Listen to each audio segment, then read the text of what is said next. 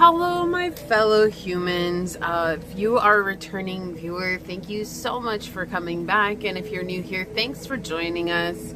We're all here sharing this human experience together, and I do things differently here on this channel, so there might be triggering statements that arise on the readings themselves.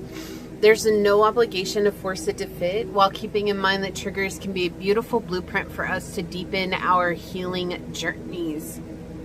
If the messages happen to resonate with you, it would mean the world to me if you were to like, comment, and subscribe below. And please know that your time, your energy, and your presence are a true gift and a blessing, and I'm deeply honored to be here sharing it with you today. So we are going to be doing what's being said behind your back. This is a really highly requested reading, and yeah, so we're going to do that. If you haven't caught my previous readings, I did have an ancestor reading go up, and I'm going to be doing a little bit more mixture with those types of readings, ancestors and angels and blessings coming, but we are going to definitely do some of the highly requested readings here. And as always, if you guys have any reading topics, ideas, you're more than welcome to leave them in the comments. I do add them to my roster of readings to do, so they might not come right away, but I will try to get to them as soon as possible. All right, so we are going to be using the Bird Message Oracle by Susie Green to look into this reading today. And with that, let's go ahead and start with our prayer and get going. I don't think I have any announcements today. I do quickly just want to mention that being the nature of this reading, we are looking into what people are saying about you behind your back. So there might be some really difficult topics that we do discuss, and just keeping in mind that no matter what does come through, it is in no way, shape, or form the truth of who you are. And I just feel like that's really important to say. We'll mention that on the readings themselves, okay? My beloved source, this prayer is for any and all who come onto this reading today, whether it's for the entire time or for a moment's time. Today I ask that we open up our hearts to be willing to find within ourselves whatever it is that we're searching for. Whether it's in love, life, in success, and money, and all things spiritual, that we allow ourselves to remain this open vessel to receiving the good that is ours. It's easy to be down. It's easy to believe that things aren't going to work out for us. It's easy to look at where we're at and feel like we're failures, and to feel like things are falling apart because we're not seeing exactly what it is that we're asking for. And sometimes we get way ahead of ourselves, forgetting that this moment, what we have today, is actually something that we prayed for at some point in our journey. But because we've moved beyond that and our prayers have altered and changed, we may forget that. And it's easy to take for granted the blessings that you've given us in this here now here moment. But today I ask that you help us open up and see these blessings for what they are. Even if they're not exactly what we want to be in our lives in this moment, remembering that this too is a blessing. This too is something worth celebrating. This too is something worth being grateful for. Allow us to open up to seeking what it is that we truly desire from ourselves and from our journey, and knowing that we're not here to do this journey for anybody but ourselves. But we sometimes get stuck believing that we have to do it for others, believing that we have to become what others see us as, believing that we have to fit into some societal construct, idea, or belief. So I ask that you help us break free of these chains. Help us set ourselves free so that we can fly high and meet our higher selves with clarity, with truth, and with confidence, knowing that however we choose to express ourselves in this life is our gift, and it's okay for us to lean into that. As these words are spoken upon this tribe today and onto this reading, so shall they be. Amen, aho, aseh. Thank you, my beloved source. Thank you. Let me go ahead and set that up over here. Okay. Oy. Does not want to be set up. Okay, let's get this going. Let me give this a good choufle. Time to choufle, choufle, choufle. I'm feeling a little goofy today. I am glad because it's been a while since I felt goofy. I've been so tired recovering from being sick. You know, even when we feel better, right, we're still recovering. And so our body is still working hard to get us back to that place of equilibrium and balance. And so today I feel a little bit more like myself. I did take a nap before this reading, though, because I was really tired. I had to go and do laundry this morning. And so, yeah, I definitely took a nap. But I'm feeling refreshed. I'm feeling a lot better. I sat outside in the nature that is surrounding me, which is absolutely beautiful. These massive trees that are around us, and the wind is blowing. It's just absolutely lovely and gorgeous today. So don't forget to get outside. What's being said about you behind your back?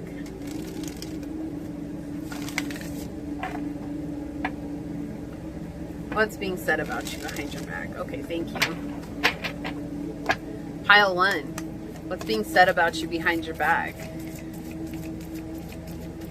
What oracle card will help us better understand this message today for pile 1? Thank you.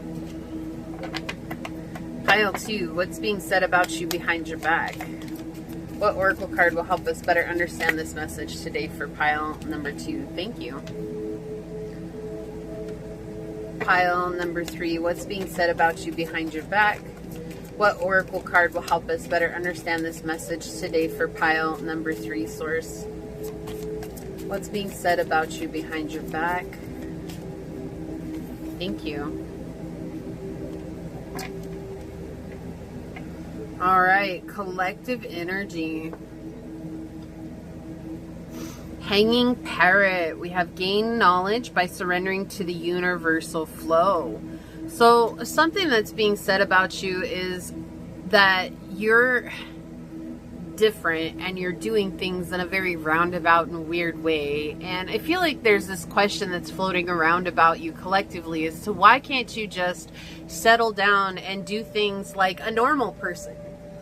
But what is normal except for a setting on a washing machine or even possibly a dishwasher? I mean, truly, normal is whatever people deem it to be, and it's so vastly different from person to person. And so I feel like you're becoming more comfortable in your skin with this hanging parrot. Definitely a tribute to the hanged man energy, right? You're becoming comfortable about who you are, and people are saying that your perspective is ever evolving and changing, and that you are changing, and that they can't keep up with you. And while for some it is a good thing, there are others that are really irritated by it because you have stepped away from being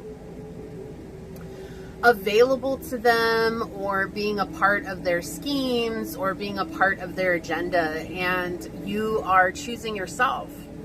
And part of that comes with that perspective shift and seeing yourself as being able to take things into your own hand and seeing it as being able to stand up and be courageous. The other thing is that they're saying that you are... What I should say is that I feel it's a state of surrender. Okay, I feel like you're surrendering and letting go and trusting that things are unfolding the way that they're meant to. But they're saying that you're no longer working as hard as you used to, and that you have given up. You've let yourself go. You're not doing the hard work like you used to anymore. And how can anything work out for you if you're not doing the hard work like you used to? And I feel like it's because you realize that working harder didn't necessarily mean gaining more momentum. There's this balance that we get to where we realize that we're in this state of mind believing that if we're busy every second of every day, that somehow we're going to force things to happen. And somewhere along the way of the spiritual journey and realigning with our truest selves and reconnecting with our higher selves and our soul, we begin to trust. And we trust that it's okay to slow down. We trust that it's okay to take a step back. We trust that it's okay to let things unfold instead of trying to force them, even if it doesn't look exactly like what we expected it to, or exactly like what we had hoped it would in that moment. We're coming into that state of trust and surrender. And that's why it feels like you've gained this knowledge to surrender to the universal flow. And that's the universal flow of trust and letting things unfold around you. And so you might be the one that's hanging upside down because you see things completely differently than everyone else. And everyone else is convincing you like, oh, the blood's rushing to your head. You're acting crazy. Stop being stupid, this, that, and the other. And you're not. Like, it's not rushing to your head. You're finally seeing things clearly. And people get uncomfortable with that because they want their way to be the right way. And I've said this has been something that's come up actually recently on a lot of readings, is that somebody needing to be right, which means that someone equally needs to be wrong. And that's not what life is. Life is not about who's right or who's wrong. It shouldn't have been that focused, but that's what society is focused on for so long and for generations. Like, I'm right and you're wrong, and that's it. It's like you do it my way or else there's going to be consequences, right? And so if we didn't do it a certain way, we would get in trouble, or there would be trauma attached to not doing it a certain way. And so we're relearning how to trust our instincts, and we're relearning how to trust ourselves and what we desire.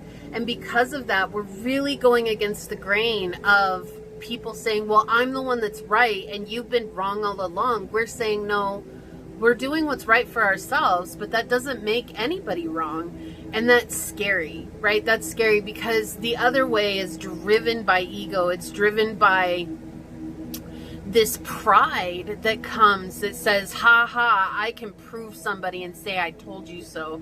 I cannot tell you how many people want to use that line, I told you so. Because there's so many people who want to use that line. And so I feel like right now what's being said about you behind your back is that it's like, I want to be able to tell them I told them so. I want to be the first one to swoop in and make them feel bad about not listening to me when I was right all along. And finally they're going to see that they're wrong, but there's something that's happening underneath the surface of all of this, and that's that Source is guiding you to your truth and to your destiny via that truth.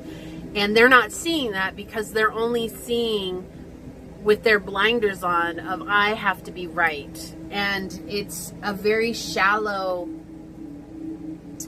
insignificant, and superficial way of looking at life. So let's find the hanging parrot here. These are not alphabetized in this book. They're kind of all over the place. So look, hanging parrot is with the penguins, so it doesn't even make any sense. Make it make sense. Okay, so hanging parrot says, gloriously emerald green, diminutive hanging parrot's wings flash brilliantly as she flies through southern Asia's forests. Unique in birddom, she lives much of her life hanging upside down. From the surprising position, she sips the sweet nectar of vivid flowers and then relaxes. The envy of many a yogi, right? So right now you're sipping the sweet nectar of life. And that's the knowledge that you found your truth. Your truth doesn't have to be everybody else's truth. It's your truth, and that's what makes it the sweet nectar. And that's what is that envy and that jealousy is coming because people see you relaxing into a flow, and they're immediately trying to peg it as being lazy or as being wrong or as being, you know, unmotivated. And that's not at all the case. So it says, when warm tropical rain falls, she bathes, inverted in its refreshing raindrops. So everything she does is upside down, right? It's backwards. That's what they're saying. You're backwards. And when Morpheus calls, Hanging Parrot slips into his dreaming arms, dangling upside down from a lofty branch. If Hanging Parrot has arrived in your cards, it reminds you of the wisdom of the 12th card of the Tarot's Major Arcana, or the mystery card, the Hangman. He who serenely hangs from the world tree, the tree of all knowledge, by one foot, thus she counsels, is the moment to surrender to fate, to yield to the universal flow, and thus partake of its infinite knowledge. Yeah, so they just are confused. Like, they're confused that you're so relaxed. And equally so, like, you're pulling away. Maybe you're not producing as much, or maybe you're not working as many hours, or maybe it's like when you do work, it's very concentrated efforts. Like, you know, you put forth an hour of your time to really focus on what you want to build, and then you take time to balance your spirituality, to meditate, to move your body, to work out, whatever it is. And they don't understand that. Like, they feel like it's completely backwards. Like, you should work 12-hour days to get to where you want to go and have so little time to enjoy life. But you're enjoying life, and there's a lot of envy. There's a lot of jealousy that's coming through this energy right now. But also, I just feel like Source wants to remind you that if this message resonates with you, that you're figuring out a deeper wisdom of the world and the key to life, which is life is meant to be lived, not worked away. And that's a powerful gift that you've been given, which has come from your pursuit of knowledge and healing. So good for you. I'm excited. I love that message. All right, so let's see here. Let me get this set up. Excuse me.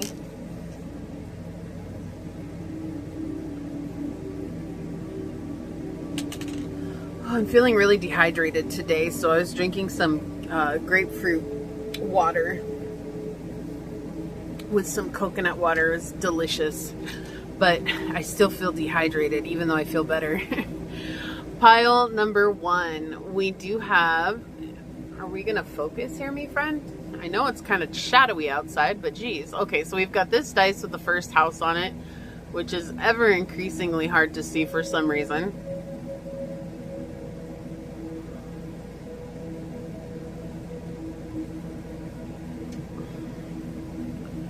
We have this piece of red jasper.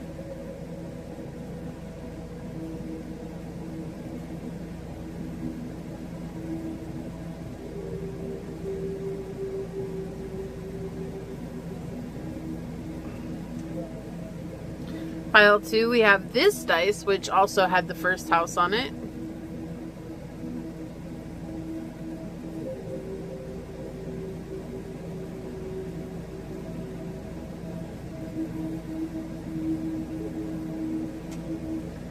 Or we have this piece of rhodochrosonite.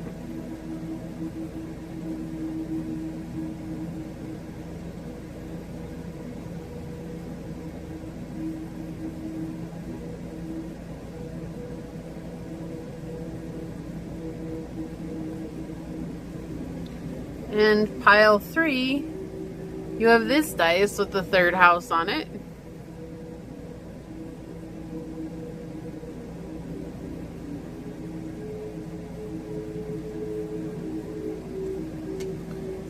Or we have this piece of carnelian for you to choose from.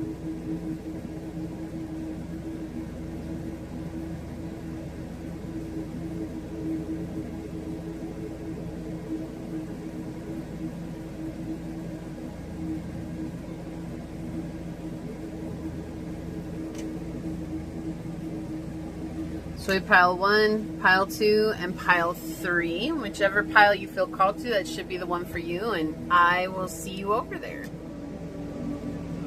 Hello, my fellow human. If you were drawn to this dice, which has the first house on it, perhaps you felt called to this piece of red jasper.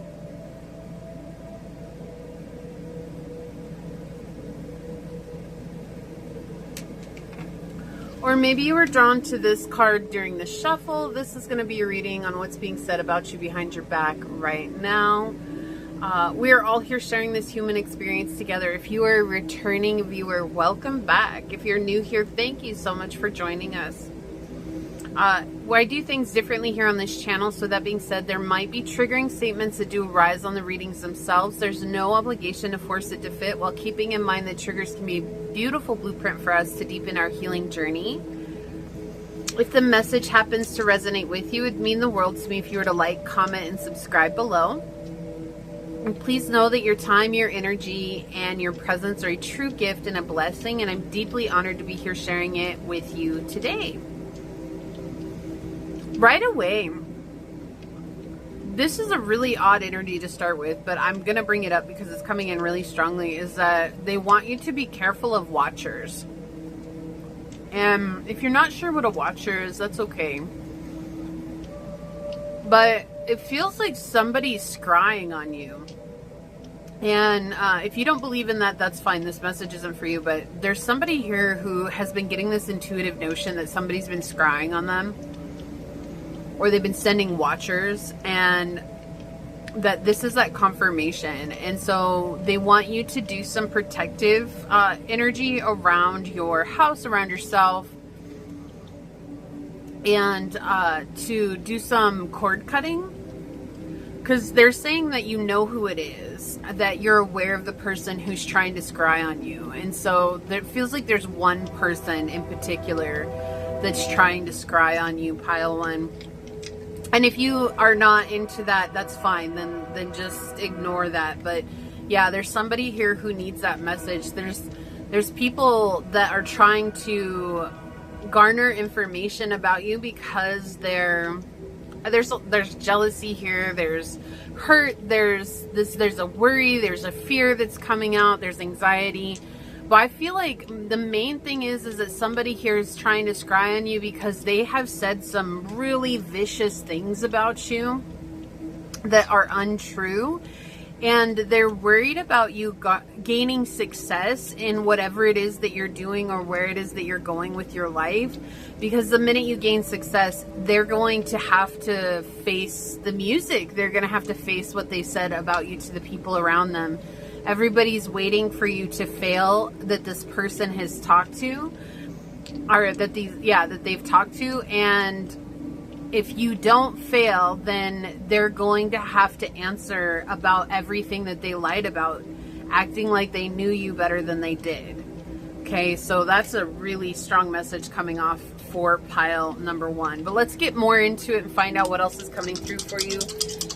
What's being said about you behind your back, pile one? What's being said about you behind your back, pile one? Source, what would you like to share with pile one? What's being said about you behind your back, pile one? Okay, so we've got the first house came in. Wow. Scorpio energy and Mercury. Yeah, so I do feel like there's definitely a lot of witchy people here, if you will. It feels like that. Or there is a self-proclaimed witch that has been following you and is talking to people, saying that you've performed some sort of magic on your physical appearance, and that you... Okay, so what came through is like you sold your soul to the devil to appear younger, or to appear more beautiful, or to appear more handsome, which is weird. But that's what this person is saying. There's just so much jealousy about you. And I feel like what has really happened is, of course, maybe you've done appearance spells. If that's something you're into, that's fine. Or if you prayed to look younger, right? That's something. Or you've done affirmations to appear younger. What I feel like is truly happening, though, is that you've healed a lot of your childhood trauma. And the more we heal our childhood trauma, the more our youth comes back to us. Age, wrinkles, our gray hair, like all these things are actually attached to the trauma that we're carrying on us. And so the more that you heal from that trauma, the younger you're going to look, because the more you've relinquished burdens that have been weighing you down mentally, emotionally, and spiritually. And I feel like that's what's really happening here. And in lieu of for those of you that have done appearance spells or prayers or affirmations as well, okay? But they're saying that you've done some sort of prayer or some sort of spell, and you have changed the way that you look. Like, you've had a total transformation. And that there's no way someone could go through this unless they got physical work done, or if they got, you know, they had some sort of connection with an evil entity, which is interesting that this is coming in, especially with the Watcher's energy. Yeah, they're trying to convince people around them that you are...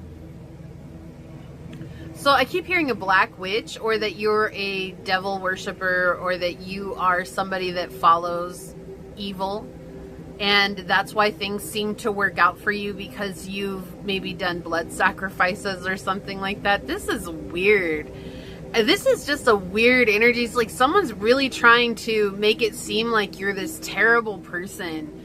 And you're really not. Like, even if you do spells and stuff like that, be a witch, shoot, own it. You know, it's like, there's this thing that they were saying, you know, some call it prayer, some call it spells, some call it affirmations, some call it intention. Science calls it, what is science called? I can't remember, but they have all these things, but ultimately they're the same thing, right? Like, it's just how we choose to see it and how we choose to approach it, right?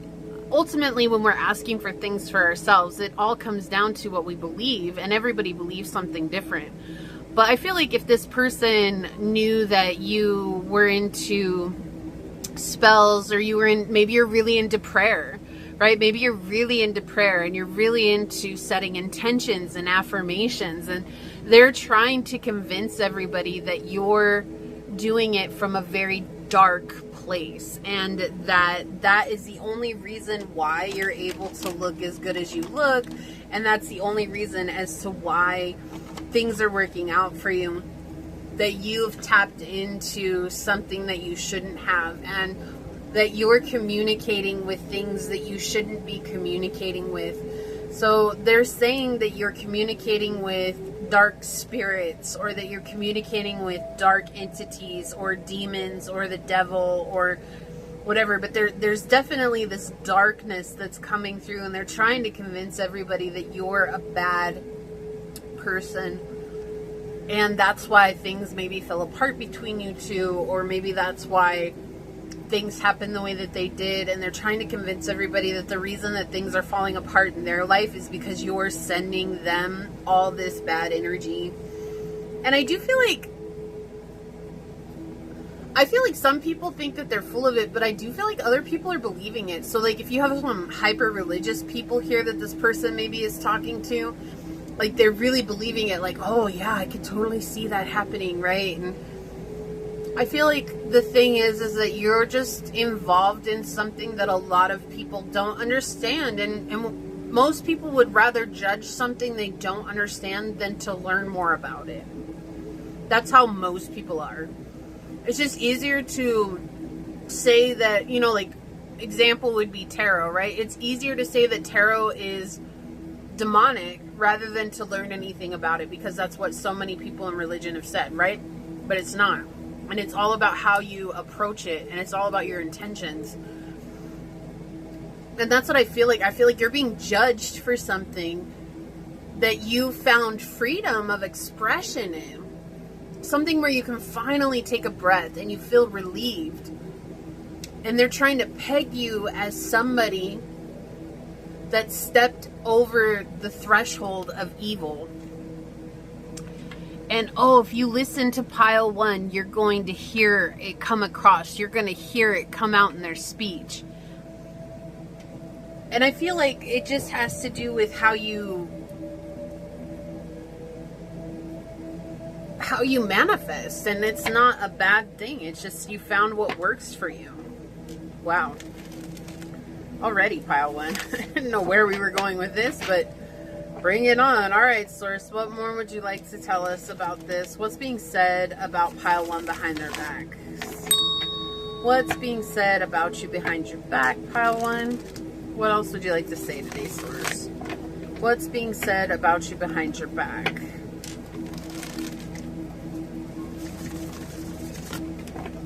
Yeah, there's something here about evil rituals. Like, that's what I keep hearing, evil rituals.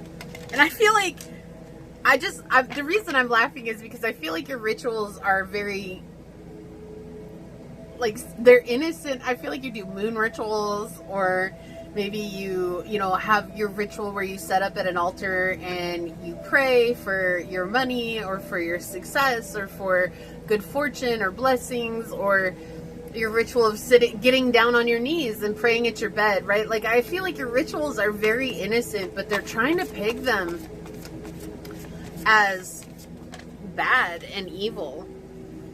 This is someone who's trying to make people question who you are.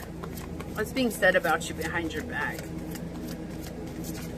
Thank you. What's being said about you behind your back, pile one? I do feel like you're very comfortable with your routines and with what you do and what you believe in. I feel like you were forced to believe a certain way before in your life, and it just rubbed you wrong. Like, it just wasn't good for you. It wasn't good practices. Okay. So we have the all-amazing ex energy coming in here with the Four of Wands in the reverse. This could be an ex. Could be somebody that you had a home with. If it's not romantic, it's somebody that you maybe you were a roommate with, or you lived with, or someone you were really close to in that way. But the Four of Wands in the reverse does talk about romantic frustrations, right? Leaving broken hearts and things just ending in a fiery rage of arguments and people going their separate ways. And that's what this really feels like here. Yeah, broken heart with the Ace of Cups in the reverse. Look, with the Hangman. Okay, so I just want to mention, you might very well resonate with the collective reading that I did at the beginning, which you'll find timestamped in the description box, okay? So you can check that out. This is going to be further information for those of you that already watched that if you were drawn to this pile. But with the Ace of Cups here and the Four of Wands, it's just showing this is somebody that you had ties to, that you loved, right? And again, love doesn't have to be romantic, but there's definitely a broken heart here. There's something that happened between you two, and I do feel like they played a much bigger part in this than what they're trying to tell everybody. Like, they're trying to convince people that you went down a wrong path, and that's why things ended between you two. Like, I just couldn't be with someone who did the things that they did. I couldn't be with someone who was going down this dark path, and they were totally getting swept up by it and being influenced by it, and so I had to let them go. But I feel like you're actually the one that walked out, or you were the one that had to ghost them in the end. Yeah. Okay. So what's being said about you behind your back is there's people who are, it's interesting because with the Five of Cups, we're talking about networking, but I feel like there's somebody here that's networking with an ulterior motive. Like, they're trying to gain information from you. And I felt that in the beginning. Like, they're trying to get information from you. They're trying to scry on you. They're trying to spy on you. They're trying to get information from maybe your Facebook or your Instagram, your TikTok or your Twitter. Like, they're trying to get information about you. I don't think they call it Twitter anymore. I think it's called X. But anyways, you know what I mean. And they're trying to gain information because they're very nosy. Like, they want to make sure that they look like they're the ones that are on top because they're very anxious right now. They're afraid that people are going to see the truth, and that's that they played a much bigger role in the disillusion of this connection between you and them. They're also telling people that you have a problem with authority and that you're very vicious in the way that you approach boundaries. You don't even give people an opportunity to make amends, or you don't give people an opportunity to bring balance back into the connection. And I feel like that's where they're at. Like, they're somebody who's very unforgiving, and they're trying to paint it like you're unforgiving when you're actually very stable. Like, you made it very clear what you needed from this connection, and they didn't want to comply. They wanted to get away with whatever they were getting away with. They wanted to keep bullying you over, right? They were very avoidant of intimacy. There's like an emotional dryness between you and them. I feel like you gave a lot of your heart with this person, a lot of compassion and kindness with this person, and ultimately, towards the end, they took it all for granted and they threw it away. And they want to seem like they're the good guy in this situation, and the easiest way to do that is to really truly paint you like a villain.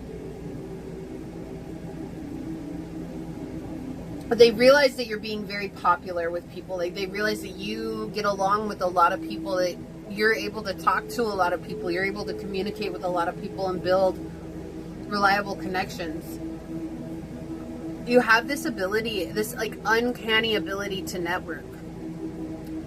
And that's what's driving them to get as much information as they can about you.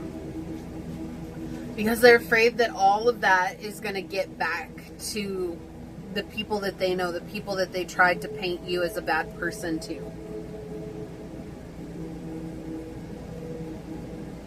There's still a lot of tension. So when you think about this person, there's still a lot of pent-up tension. And I feel it from my navel, like my solar plexus chakra, up to my heart. Like, it feels like a line is being drawn from those two chakra points, but it feels very tight and it feels very rigid and unmoving. And I feel like there's still a lot of tension between you and between them. And even though you may have forgiven them, even though you may have healed from them and moved on, it's still like, why are they still trying to bother me in this way? It's irritating, right? There's frustration there because it's like, I've already moved on. Like, I don't think about them like that anymore. Like, every once in a while, their energy pops up into your energy and you're like, what the heck? Why are you here? And that's why. It's because they're trying to get information about you. And I feel like the thing is like, again, if they're trying to paint you as a bad person, but they're scrying to get information, I mean, you know, it's like they're trying to project, right? They don't want people to see what they're trying to do in order to get information about you. They want it to seem like you're the only one that's ever done all of that. But I actually feel like this person had their hands in some questionable routines before that had happened. I do feel like this person is very untrustworthy as well. They're trying to paint it like you're afraid of life, you're afraid of good things happening to you, you're afraid of them happening to you because they were the best thing in your life. You're never going to get another person in your life that cared about you the way that they cared about you. But we already see that there was a lot of emotional discontent between you two. And I feel like it wasn't one-sided. I just feel like they really were comfortable with the fact that you were in their life and what you brought to them. And they're telling people that you're very overbearing, you're too strong, that you used maybe sexuality as a means of control. Like, if this was an ex, that you held sex over their head and that you didn't give it to them as a form of punishment. And, you know, honestly, I just want to point out, Pile 1, this is such an irritating situation because a lot of people are like, oh, well, you use sex as a means of control, but no one wants to stop and ask. Like, if someone's saying no, I don't want sex right now, like, no one's stopping to think like, well, what is it that's making them feel physically disconnected from their partner, right? So it's just easier to pin it as, oh, they were using sex as a means of control. And so I feel like the thing is that you were in a very rough situation with them, and that starts to affect you sexually, right? Be it you're a guy or a gal or whatever you identify with, transgender, it doesn't matter. But you know, from personal experience, being in a difficult situation with someone and they relied heavily on sex as a means to be connected, eventually sex became more of a chore than it was enjoyable. And the more of a chore it became, the more I didn't want to do it, no matter how sexual of a person I am, right? And so I feel like you are in that same energy where it didn't matter how sexual you were, how much you enjoyed it, it was becoming just something that didn't mean anything. And the more empty it became, the more empty you felt when the deed was done. And so it was just easier to say no, because at least when you said no, you were still giving yourself respect and saying, okay, I'm choosing myself in this moment. But they're trying to tell everybody that you use sex as a means of control here. And that you were that you seduced them. Like, how could you treat them like this when you seduced them? Or if this is a friend, it's like they're trying to tell everybody that you convinced them to be your friend. How could you throw them to the curb like this? Your fears and anxieties got the best of you. And you connect with too many people. So it's not that they're necessarily saying that you're promiscuous, although that's something that could come out here. There is this energy where they're saying that you connect with too many people to ever have a true connection, which is strange, but that's just what's coming through. We have the moon, satisfy emotional needs, nurture self and others. Yeah, so they're saying that you used to be so kind and generous and compassionate to people, and now you're not. You're cold, you're distant. And I just heard, I'm starved for your affection. Wow, that came in so loud right now. I'm starved for your affection. Yeah, Leo, self-confident, loyalty, and creativity. Yeah, I feel like Source is reminding you that you've had to choose confidence. You've had to choose yourself in this situation. You had to choose yourself in many of these situations that were really hard. We have advocate here. Inspires you to put compassion into action. Yeah, Source just telling you, you are a compassionate person. Please don't let this person convince you otherwise, no matter what comes out on these readings, right? I always remind people, it's like, this is them. It's not the truth of who you are. So just remember that as we continue on. But we have the shadows, embracing negative causes or committing to causes for personal gain. Yeah, so we see the flip-flop, right? We see that. We see it happening. Like, you're in this very compassionate energy. You let your compassion move you into action, and they're using their false compassion as a means to gain something from people. Like, they're trying to garner empathy or sympathy from people because of what happened between you two, but not with the truth, with the story they're telling. Rescuer. Provides strength to support others in crisis. Acts out of love with no expectation of reward. So I do feel like this was someone that maybe you came in to save at some point. Like, you thought like you owed them, or you thought that you could help them. And please don't feel guilty about that. That's something that a lot of people do. You know, we get connected and attached to people because we think that we can help them out of their difficulties, and we end up carrying them. And they become an anchor to us before we recognize or realize that. But I do feel like you have this strength to support others, and you offer that. It's part of who you are. It comes from the heart, right? And the shadow assumes the rescued will be reciprocated, keeps the rescued one needy. So I do feel like they were in this energy where they were trying to keep you as the rescued one, even though you weren't. You were trying to help them. And again, it's not necessarily the hero complex. It's just that you saw their potential. Maybe you fell in love with their potential, and you were trying to help them reach their potential, which is a very admirable thing. But they were trying to keep you in the damsel in distress type energy, or the one who needed them. And if I could keep pile one needy, then I'll always win. But then when you left, they were left empty. There was definitely a void that was left behind from this situation. Okay, on the bottom. Yeah, find your true love. This is someone who felt or thought and believed that you were going to be together forever. They really believed that. And I feel like they're telling everybody that. Like, you're my soulmate, pile one. You're my soulmate. Nobody gets me like you. And I feel like for you, you're just at that point where you're like, please just stop telling people this, because that's not true. Yeah, there's a lot of sadness here for you. This flipped over. Like, I just feel like you're really sad. Like, you, maybe at some point you believed that they were your soulmate too. Like, you believed that this was a forever connection. And it could have been when you were in a state of naivete, right? Like, it's nothing to scoff at, and it's nothing to judge yourself for. It's just showing that, like, you know, at one point you were truly invested in this connection. And then when realization dawned on you, you had to make a choice. And the choice just brought a lot of sadness, because you were ready and willing to put everything down on the line for them. But when you saw that they weren't ready and willing to do the same, there was a lot of brokenheartedness that came with that. A lot of pain and a lot of suffering. Also feeling suffocation here. There was like a lot of suffocating energy from this situation. And now they're trying to make it seem like they're the ones who were going to give everything for you. And they're trying their best to keep that picture going. But I do feel like the cracks are starting to show. Okay? Yeah, you've definitely grown. You're a different person now.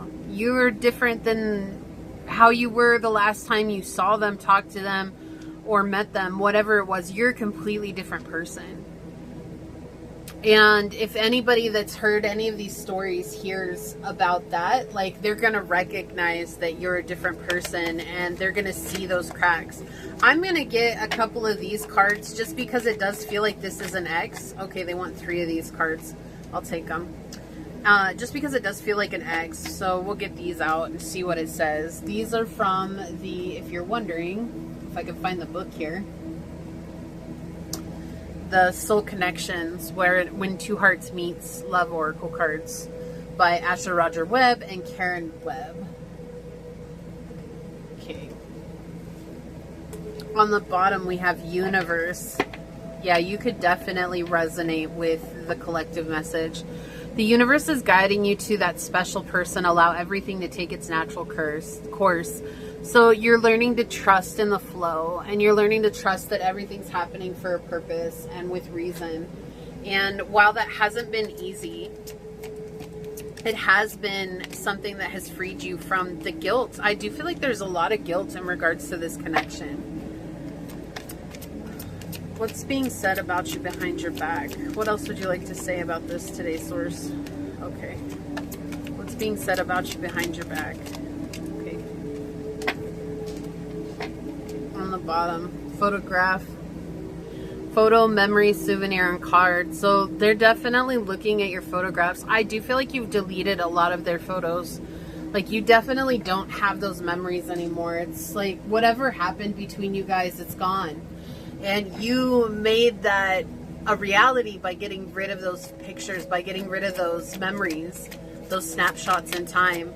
And for them, they're still reminiscing. They probably have every single one of your pictures that they took with you, and they're reminiscing about the past, and they miss you so much, but they're going to keep on missing you because you're going on to something different. You're moving into a different journey.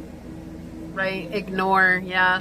Focus, detox, and overlook. You're definitely ignored them. Like, so if they've called you or if they've tried to reach out to you, you've ignored them.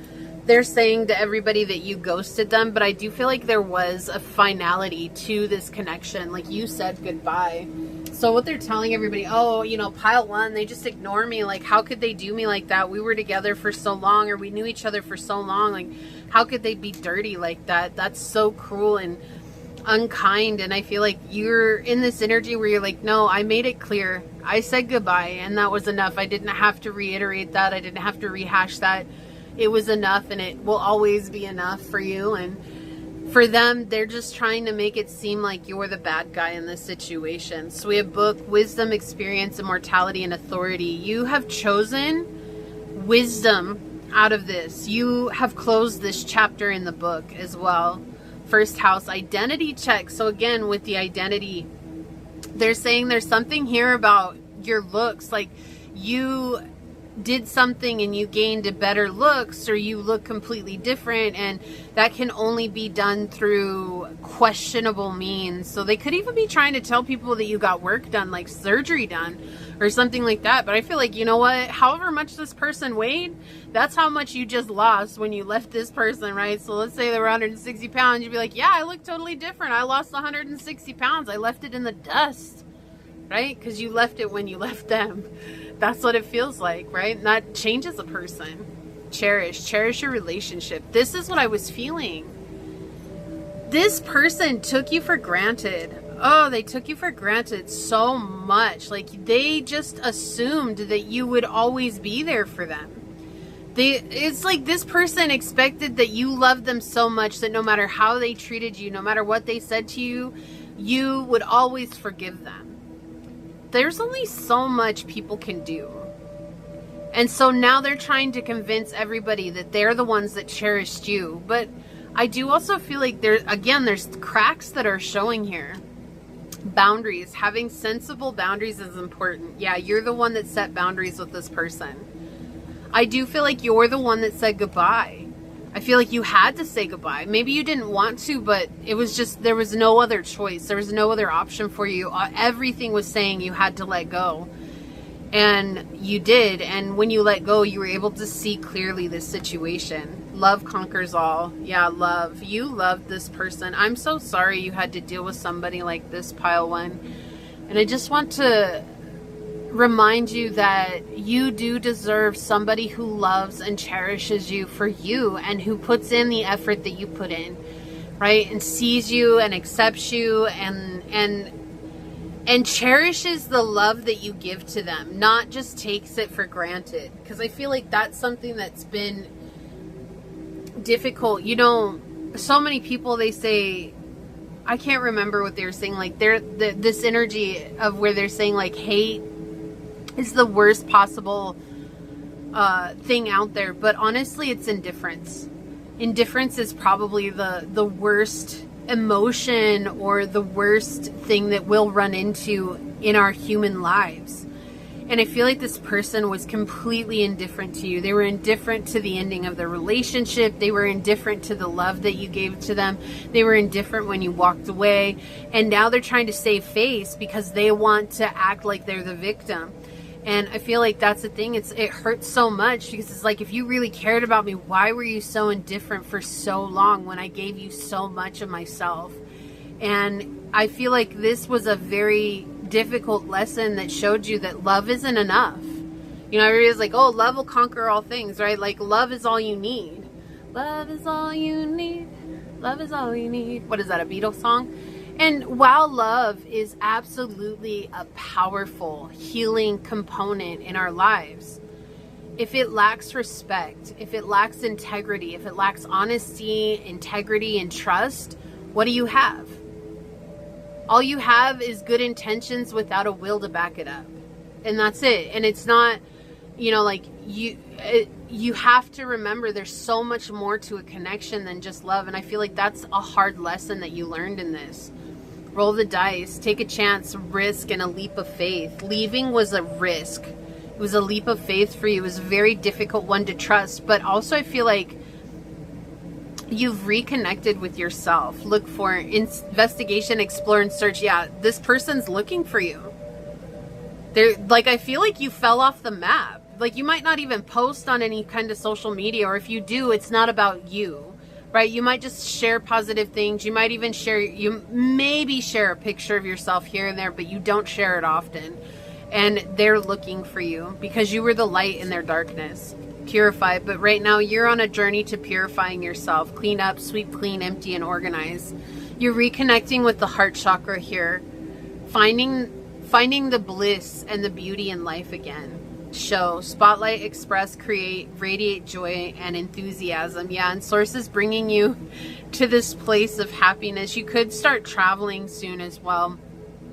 I feel like regardless of what this person is saying, like, Source is reminding you that good things are coming into your life again, and you're actually stepping into that main character energy for yourself, which is where you always belonged but didn't know you belonged there. And that's something that's really powerful that's coming through for you. So let's take a look at this card. I'm going to read this from the book. We have tread lightly on the earth with dodo. Aren't dodo birds extinct? I don't know. I think they are. Where are you at, dodo? Dodo! Yeah, it just feels like there's a sense of finality here between you and this person, and they're trying to make it seem like it was all your fault. Once dodo flourished on the paradise that was Mauritius, an island sanctuary away from humanity. Dodo, having no enemies, had abandoned flight long ago. Dodo was trusting and loving, innocent of the wiles of human. Yeah, and that's exactly what you were. You were innocent and trusting of this person, but they taught you something. Defenseless against their 17th century mayhem, a mayhem in which, wide-eyed with shock, she was clubbed to death for fresh meat. Her purple-blue feathers, bloody, drifting on the breeze that once caressed her, now only Dodo's soul self remains, safe at last with her shaman spirit master. If Dodo's soul is manifested in your card, she counsels you to be careful in whom you trust and what you believe. She asks you to tread lightly on the earth and to use your inner wisdom to care for its natural bounty, and to remember that she, like many others, can never return, and that extinction really is forever. Yeah. So it's like Source just, like, regardless of what this person is saying about you, what's being said behind your back, Source wants to remind you that right now it's like the person that you were when you were with this person is gone. And it's okay for you to grieve that part of yourself too. Like, take time to grieve the loss of that part of yourself, because it's never coming back. It's gone. It's merged with your spirit self. It's merged with your soul. And in some cases, it was a fragmentation of your soul that you're calling back to you, not for the sake of being that person, but for the sake of being whole again. And I feel like it's just important to remind yourself that it's okay. It's okay to cry. It's okay to be upset. It's okay to be angry at this person. It's okay to be angry about how they treated you, what they said, what they did. It's okay. All of that is okay. And that feeling into that is the easiest and most effective way for you to truly come to terms with and to heal from a very difficult situation, one upon which you had literally heart and hand gave it to them and said, here's the most precious part of myself, take care of it. And they just stomped on it and clubbed it and left it bloody and bruised, and all the while you had to watch. And that's not fair to you. That's not fair to you. And I feel like Source is reminding you that you've outgrown those situations. You took a very powerful risk for yourself, and now we're bringing you into this place where you get to express and create in your life, and you've purified yourself, and now you're going to be able to experience joy and enthusiasm once again in this journey that has not been easy, but has taught you some very, very valuable lessons. So forget where this person's coming from. I feel like this is the most important message for you today, is what came through towards the end. But remember that you matter, and remember that you are deserving of a love that you desire, a love that's filled with respect, honor, integrity, honesty, and trust, and that will grow with you as you continue to expand. And I believe that it will come. Okay? So here's a big, big, big hug for you, pile number one. I love you so much. Thank you for letting me connect with you in this way. If you feel like this is your reading, what should we leave? Leave the little skull and crossbones emoji down below and say, what's dead and gone has taught me how to love, cherish, and respect myself. And I stand empowered today to take on the world and receive the blessings that are mine. And if it resonated, it would mean so much to me if you were to like, comment, and subscribe below. And if you're interested in supporting the channel further, you'll find everything you need in the description box. So with that being said, I'd like to take a moment to thank your guides, your spirit messengers, your angel source, and my spirit guides for coming together to give us this very powerful message today. And until next time, pile number one, stay human. Bye. Hello. So, my fellow human, if you were drawn to this dice with the first house on it, perhaps you felt called to this piece of rhodochrosonite.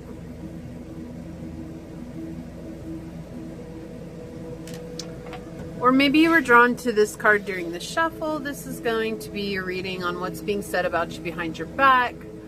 We're all here sharing this human experience together. I do things differently here on this channel, so with that being said, there might be triggering statements that arise on the readings themselves. There's no obligation to force it to fit, while keeping in mind that triggers can be a beautiful blueprint for us to deepen our healing journeys. If the messages happen to resonate with you, it would mean the world to me if you were to like, comment, and subscribe below. If you're a returning viewer, welcome back. If you're new here, thank you so much for joining us. Please know that your time, your energy, and your presence are a true gift and a blessing, and I'm deeply honored to be here sharing it with you today. Also, really quickly, we are tapping into how other people are talking about you. Please remember that this is in no way, shape, or form the truth of who you are. So taking it with a grain of salt, this is just meant to be for entertainment purposes, as well as maybe possibly to confirm any intuition that you've been having. Okay, so let's go ahead and hop to it and find out what's being said about you behind your back, pile 2. What's being said about you behind your back?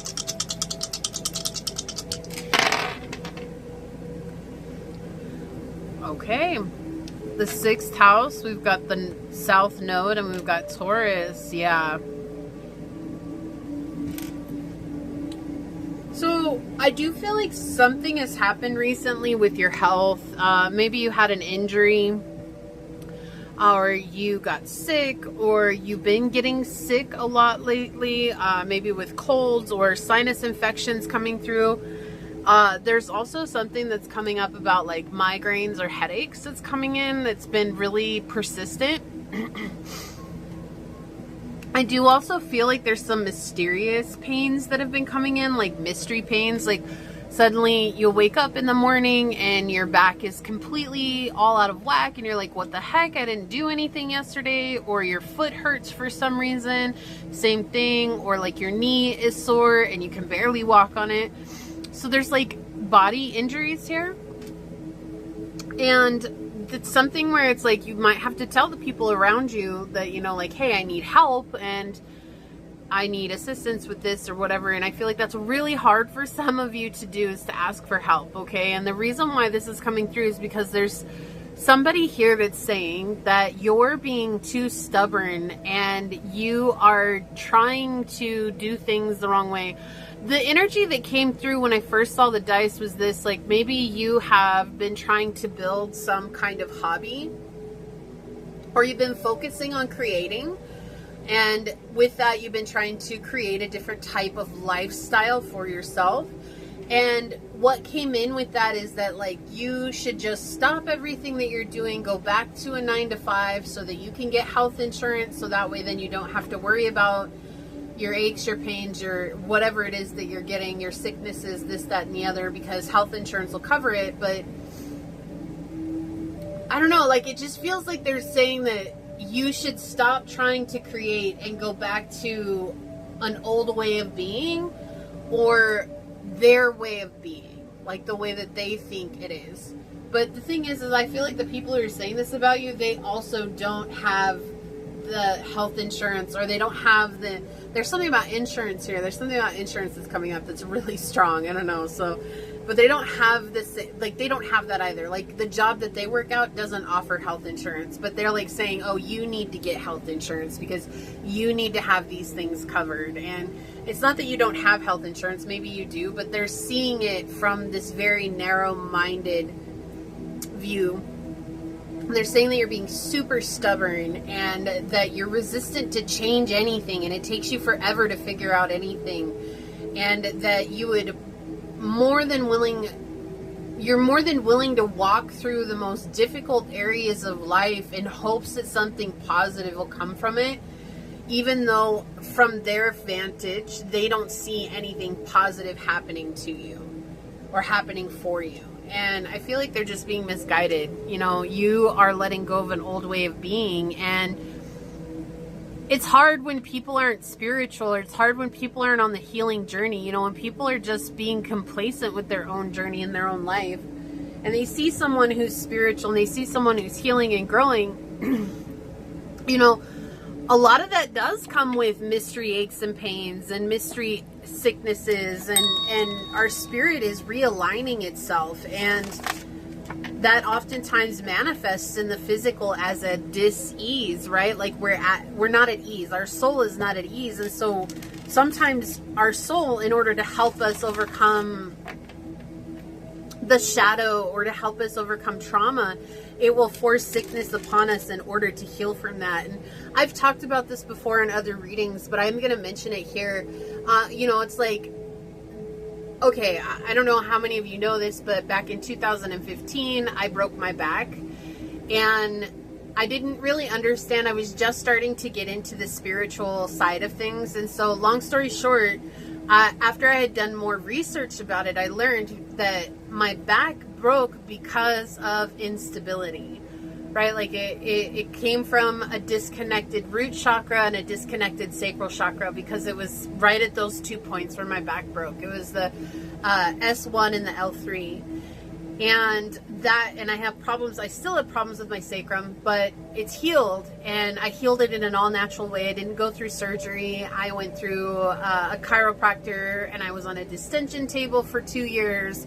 I couldn't walk for 6 months. It was a wild experience, just a very wild experience. But I've talked about this before, and I talked about it on my podcast too, where when our spirit gets too bogged down by something, by trauma, by a belief system, or by an old outdated way of thinking and acting, it'll force an injury on us so that we can start to realign. And so that's what was happening with me when I broke my back, is it forced an injury on me, and it was forcing me to realign. And actually that was even though it was one of the hardest times in my life, it was one of the most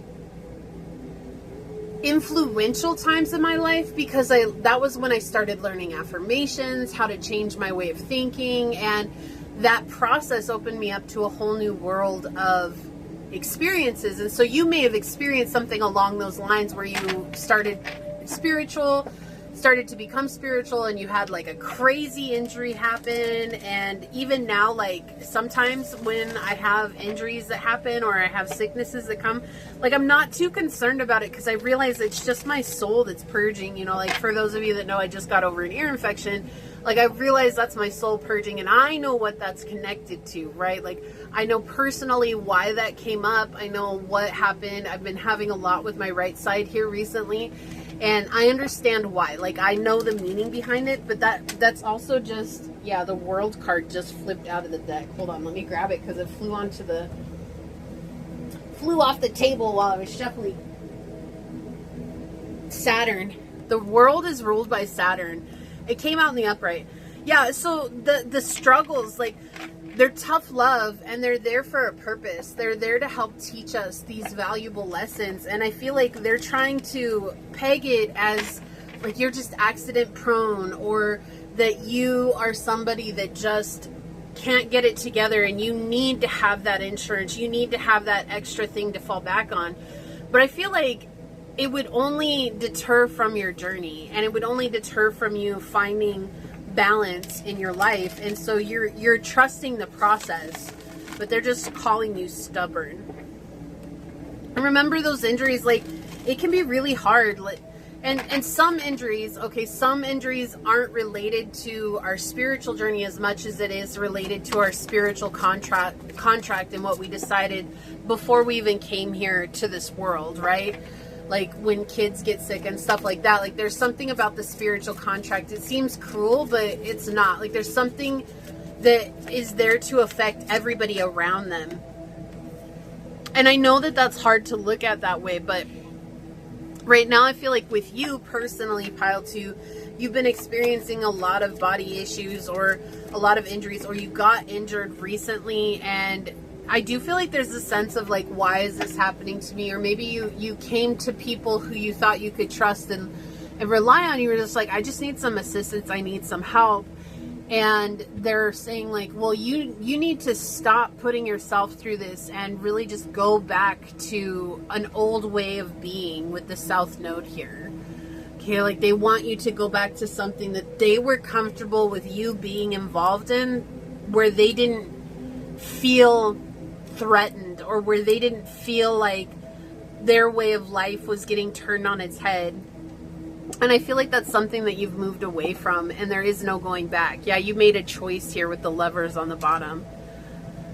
And that's the thing, like they're sitting here like, well, why did you make this particular choice, right? You did it because you were afraid. You did it because you claimed to be spiritual. You did it because you claimed to be healing. The deal is that whoever this is, I do feel like there's a lot of butting heads with this person. There's a lot of this going on, a lot of stubbornness, a lot of arrogance with this person, a lot of arguing with this person. They may not even say what they really truly mean or what they truly want to say to you, so they may be very passive aggressive towards you and like cutting you down at the weirdest things. Like maybe you guys go out to dinner and the next day they treat you like crap, or maybe you guys, you know, you go and you buy them something and the next day they just yell at you for no reason. You're like, what the heck? Like, why does, and you notice a pattern here. There's definitely a pattern that's unfolding here when it comes to this person. But this person is definitely scared. I'm going to tell you right now, Source wants you to know this person is so scared that you're going to reach some sort of success, whatever that success is for you. Whether that's financial freedom, or freedom in life, maybe the freedom to live and enjoy your life. It doesn't have to come in, you know, millions of dollars. It could just be all you really want is to have the money to sustain yourself and to have a little extra to enjoy life. And that's enough, right? Not everybody's looking for these massive returns. And that's the thing. And I feel like that's exactly what it is. But even that is scary to this person. They're afraid that you're going to actually receive that, which you probably are going to very soon. I know it's already going to happen for you, but I do feel like it's coming very soon. And so I do feel like this person's been very aggressive recently, like even more so recently because of that. But they're trying to convince everybody that you're just afraid to go back. It feels like you're afraid to go back to work. Like that's what they're trying to tell everybody. You're afraid to go back to work. You're afraid to go back to the working job. You're afraid to be a working man, a working woman, a working person. You're afraid because you feel like it's going to interfere with your spirituality. But the truth is that you're listening to your intuition, especially with the Chariot here. You're listening to what it is that matters to you, and you're moving towards that. And I feel like they're also saying that, like, I've tried to convince pile number 2 that they don't know what they're doing. I've tried to show them the way. I've tried to show them the right way to do things. But they're just being so reluctant and listening to me. And that is starting to show to everyone. And they just want everyone to feel bad for them. They want everyone to feel like they're the ones that are fighting for you. Like, I'm the hero to pile 2, but they're really not. Like, they're actually causing a lot of discord, and they're trying to get their way, and they refuse to accept you as you are. And I feel like that's even causing more discord between you and them. There's a lot of dissonance here for sure. Yeah, it's like your heart is in alignment right now, and you're taking very small steps that are being seen to you. They might not be seen to this person, but they're seen to you. Like, you're seeing things start to change for you. So if you decided to be an artist, right? Like maybe your goal is to sell art on Etsy, right?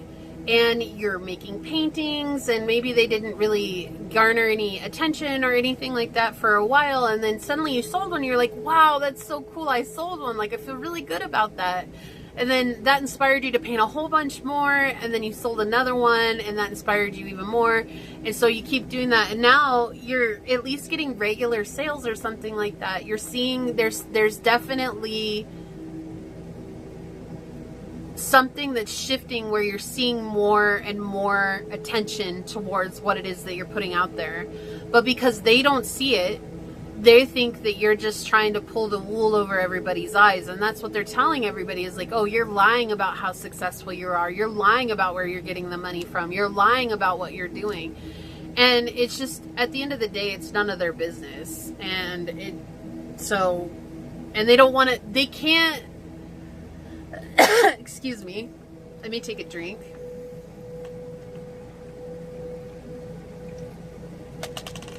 They can't accept that it's not their business. Like, this is someone who doesn't want to accept that. And you're receiving victory. You are very ambitious. You're moving forward.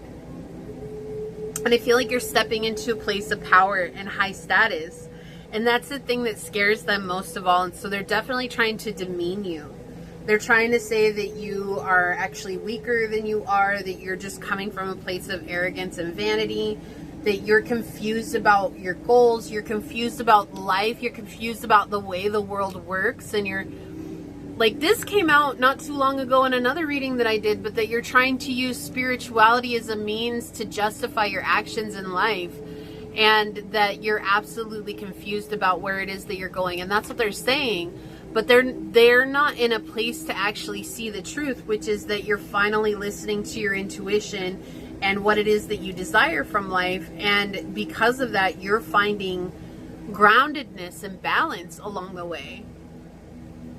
A lot of people, they just want, and I said this on it was either in the collective reading, I think it was, which you might resonate with the collective reading. If you feel called to, you'll find the timestamp down below in the description box. But I mentioned this, or it was in pile 1, I can't remember, but I mentioned this as like, people want to be right. And in order to be right, there's this belief that someone has to be wrong, right? It's a very egoic place to come from. And that's what it feels like this person's coming from. They're trying to regulate you. They're creating a roadblock for you, and they only feel like it's possible to advance by following the rules that they have seen set in motion, set in life, the societal construct of what rules this world, right? You go work 8, 10, 12 hours a day, 6, 7, 8 days a week, some cases, right? Like, you work your life away in order to succeed at surviving, but you're finding a different way to do things. You're doing it from a very calm and collected place, and you're magnetizing things to you without effort. And this is also really bothering them, and so they're trying to make it seem like you're either taking advantage of them, or that you aren't doing things the right way. Like, it really feels like they want to be right here. I want to be right, and I want pile 2 to be wrong. That's what this really feels like. So there's a lot of exhaustion here. This is a very complex situation between you and this person.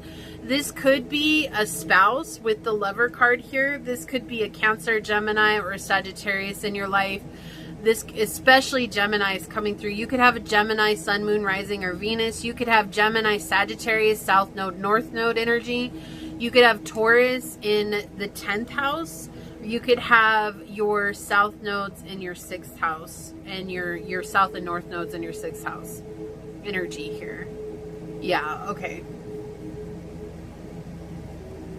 And then this is the thing, like, they're trying to find someone, right? There's no clear definitive to where this person's trying to go. Like, if you even went out and did exactly what they wanted you to do, like, they would come up with another reason to talk bad about you behind your back. Like, there's just no pleasing this person. Nothing you do is ever going to be good enough. And because they don't have a clear outcome, they're in search of an ally that's going to back them up and make it seem like they're right. And they're hoping, like, there's like this hope where if I say it to enough people, maybe in a roundabout way, it will get to pile number 2. Like, someone's going to come up and say, hey, so-and-so is talking to me about this, and, you know, you should really listen to them because they know what they're talking about.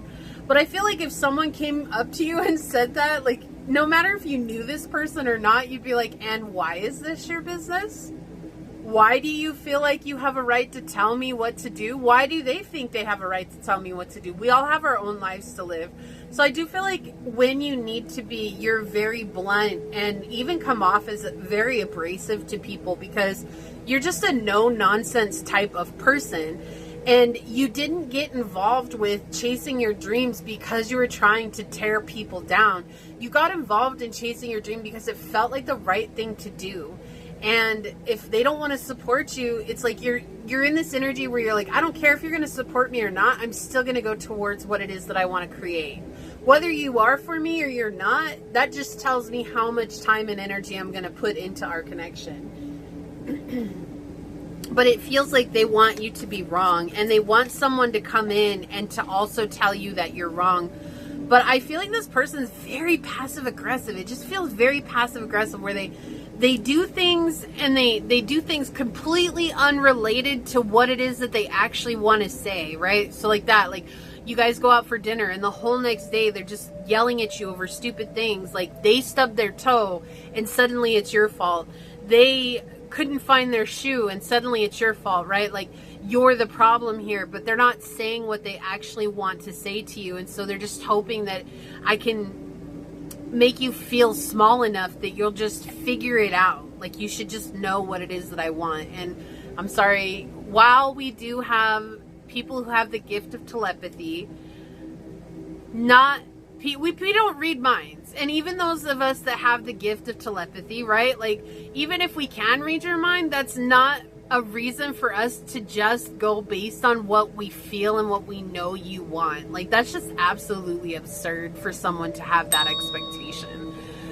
Healthy relationships require open communication, and this is a very childish approach to a connection. So this could be a mother. This does feel like the mother energy, especially with both the Lover and the Chariot here. The lovers can talk about the mother wound, and since the Chariot is connected to Cancerian energy, the mother of the zodiac, right? So it does feel like this could be a mother in your life. It doesn't have to be, but that's very specific energy that's coming in. This could be someone who's like a mother, it could be a grandmother, this could be an auntie, this could be a caretaker. But it feels like someone who feels like they have a right to dictate your life, but they expect you to know what they're dictating without saying it. Like it's just such a passive aggressive energy. Yeah, 10th house energy, source showing you here, you are on your life mission path. Like you're doing what you're meant to be doing. Structure, discipline, life mission, accomplishments, and career. And I mean, it's always great to get confirmation, right? I feel like pile 2, you know that. You know, and maybe you've doubted it too. Like maybe there's been moments when you've doubted it, but there's still constant confirmation for you showing that what you're doing is what you're meant to be doing. Like there's just this feeling like you feel satisfied knowing that this is the path that you're taking. And I feel like source is just reminding you, keep walking that path, right? Poet. So maybe you're trying to be a poet, or you're writing a book, or you're trying to communicate, right? Some sort of communication to start a podcast, a blog. Maybe you're trying to start content creation or something along those lines.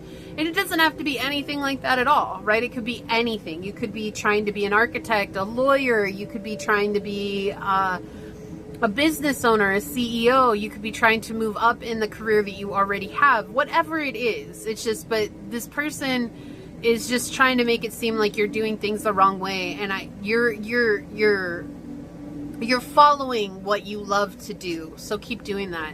It says expresses soul insights in symbolic language. The shadow turns a lyric gift into a negative or destructive effect. So this feels like what they're doing. Like this could be someone who's really good at speaking, and they're trying to paint you as a bad person. And right now you're just trying to find the symbolic language in the life around you and let your soul express what it wants to express. And you're doing a good job of that. I feel like it's unorthodox. What is that called? Oh my gosh. The beats? Is it the beats? Beat poetry? Is that what it's called?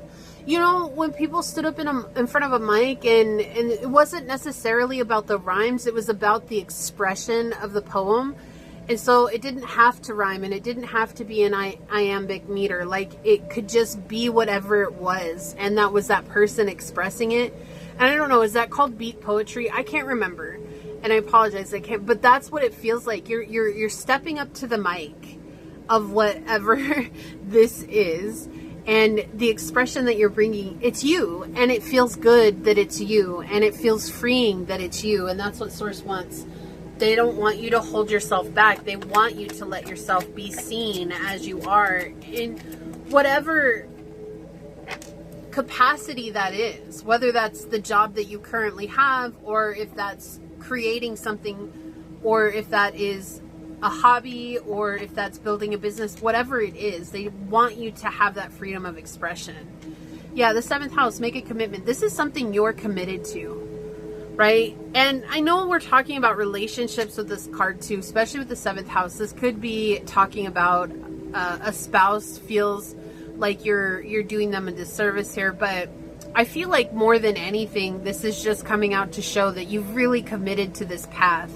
You've committed to this journey. Like, you see something on the other side and you're walking towards that. It doesn't matter if anybody else sees it. What matters is that you see it. And so walking towards that has given you a sense of freedom. Okay, thank you.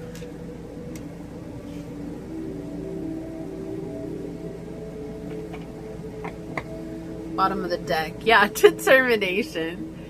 Yeah, you have a goal in mind and nothing's going to stop you from achieving that goal. Nothing. Not even yourself. I feel like you've come to this place where you're like, I'm not even going to stand in my way. I'm going to get what I came to get. And, you know, whether people agree with it or not, I'm just going to keep on that journey. I'm going to keep on that road. And you're doing a good job. Archangel Gabriel, communications of all kinds. So again, what I was saying with the poet, I love that that came out. Right? Like you're communicating something to someone, to other people, maybe to, like, again, blog energy, writing something, creating a novel, creating a self-help book. Maybe you're creating a channel of some sorts, or you're just, you know, spreading good words, or whatever it is. But there's some sort of communication involved in this. And I feel like that's another thing that makes this person very leery, is because they want the center of attention. And they see you getting it, right? This is someone who wants to be at the center stage. They liked having all eyes on them. And instead, you're the one that's getting the attention because you're putting yourself out there. And they don't like that. Yeah, the ant cooperation. And things are starting to work out for you, right? Like ants, they work together. They build things together. And, you know, when you get ants in the house, it's so irritating. I hate killing any kind of bugs, but with ants, if you don't destroy the line and if you don't destroy the scent, because they leave behind pheromones, right? They leave behind a scent. It's like you'll have ants for forever. And I mean, I've had our ants in the RV, and it's just absolutely, it's so frustrating. And when you finally get rid of them, you can just take a breath. You're like, okay, cool, we can make it. I've had fire ants in the RV, which is absolutely, fire ants are insane, right? Like, and they bite, like, and they leave behind these absolute insane welts too. It hurts so bad, but finally got rid of them. But thinking about that, like how they work together, like even if you destroy the line, if their pheromones are left behind, they'll find the line again.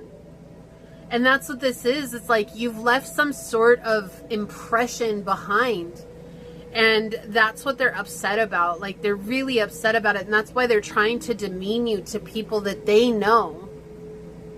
Because they're upset about the impression that you've left behind. And it doesn't matter however they try to erase you, however they try to demean you, however they try to abuse you, people still find the line. They still find the scent. They're still attracted to you. They're still connecting to you. And their collaboration, their cooperation continues to let you stay on this path. And so they feel like they're losing an uphill battle because these people who are supporting you in whatever it is that you're doing, again, going back to the example that I had earlier, if it's an art pieces that are getting bought, right? Like maybe now it's word of mouth. Now people who bought art from you, you're getting word of mouth from them because other people are like, oh, wow, I love that piece. Where did you get that? And so they're giving your name out. And that's the line, right? They're finding the line. And because those people are now passing on information about you, whoever this is, they're irritated by it because they're like, oh, if you guys would just help them fail so that I could come in and swoop in and be like, I was right all along. You have to go back to this old way of being. And I feel like the thing that scares this person the most, because it does feel like one person, it could be a lot of people, but the thing that scares this person the most is your success at doing what it is that you're doing. change, transformation, newborn, evolution. Yeah, you're evolving. You've changed. You're not the same. You're different. And I also feel like they're using that as a means to continue to pass on false information about you. Like, oh, pile number 2, they've changed. They're not the sweet person that I once knew. They're not the innocent person that I once knew. They're not the compassionate person that I once knew. Like, they're just on this rampage that they want things to go their way, and they don't care who they're hurting in the process, and they don't care who they're running over in the process.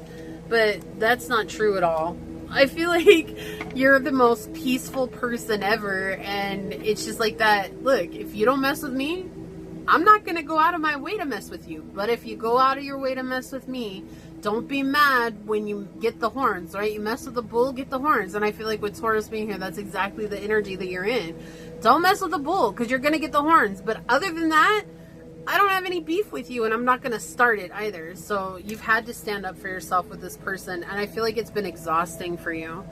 Yeah, timing, deadline, synchronization, rhythm, and movement. You found your rhythm here, right?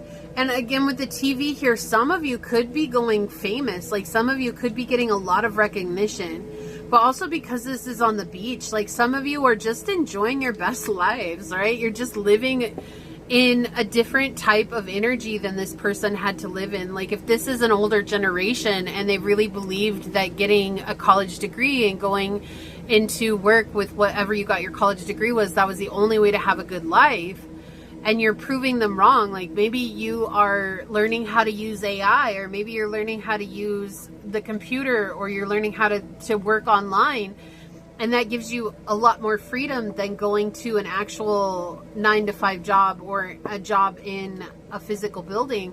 And for them, they're just absolutely baffled by it, because that's not the way their generation was.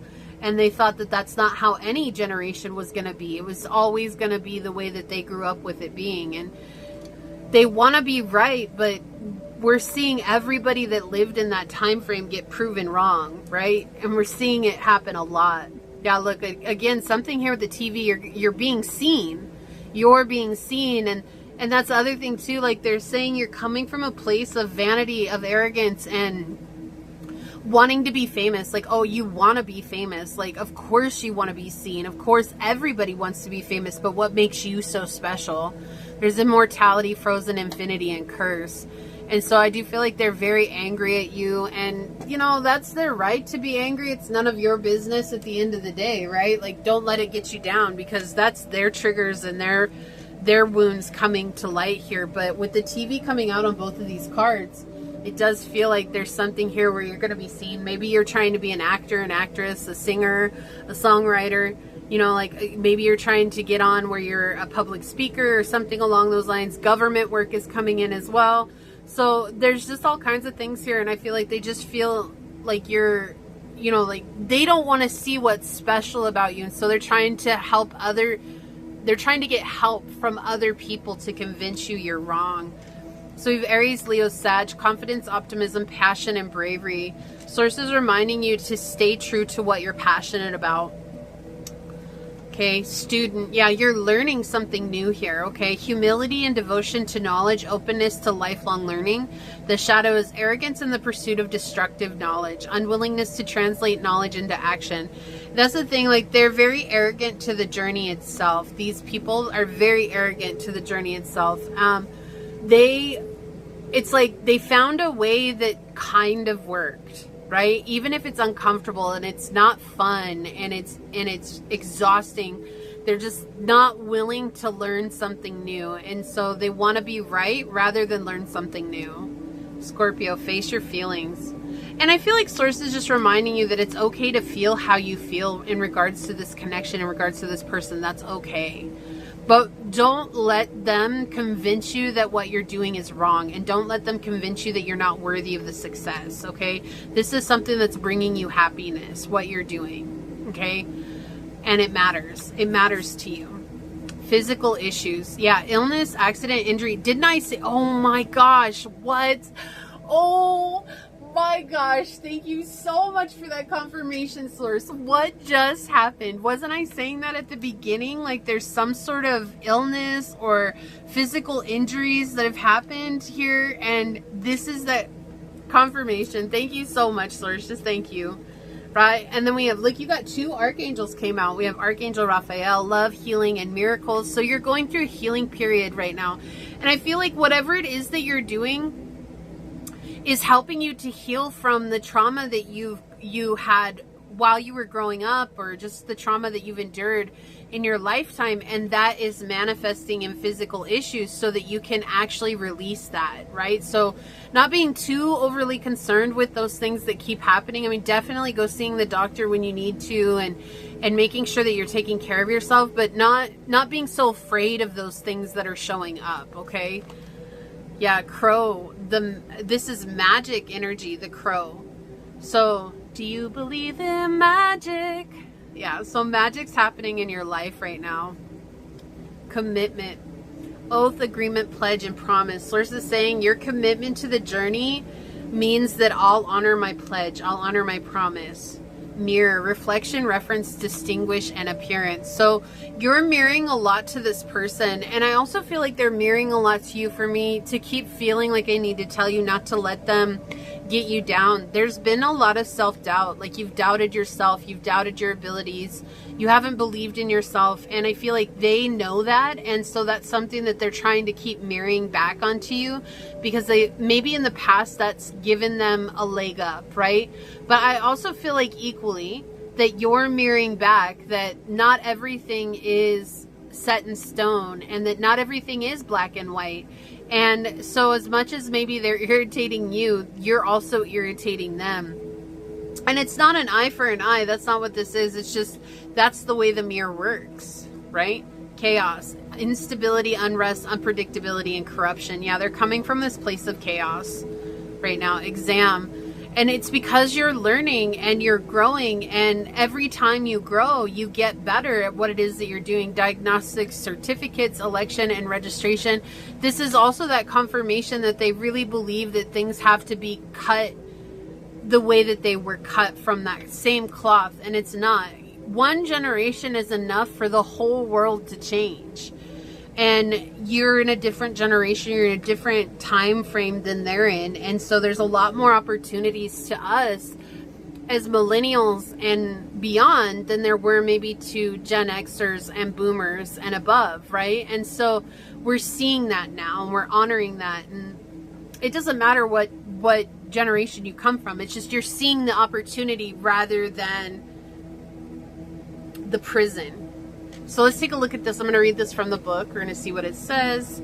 Painted stork. Oh my gosh. Didn't I say this is a mother wound? We have parenthood and caring for family brings much joy.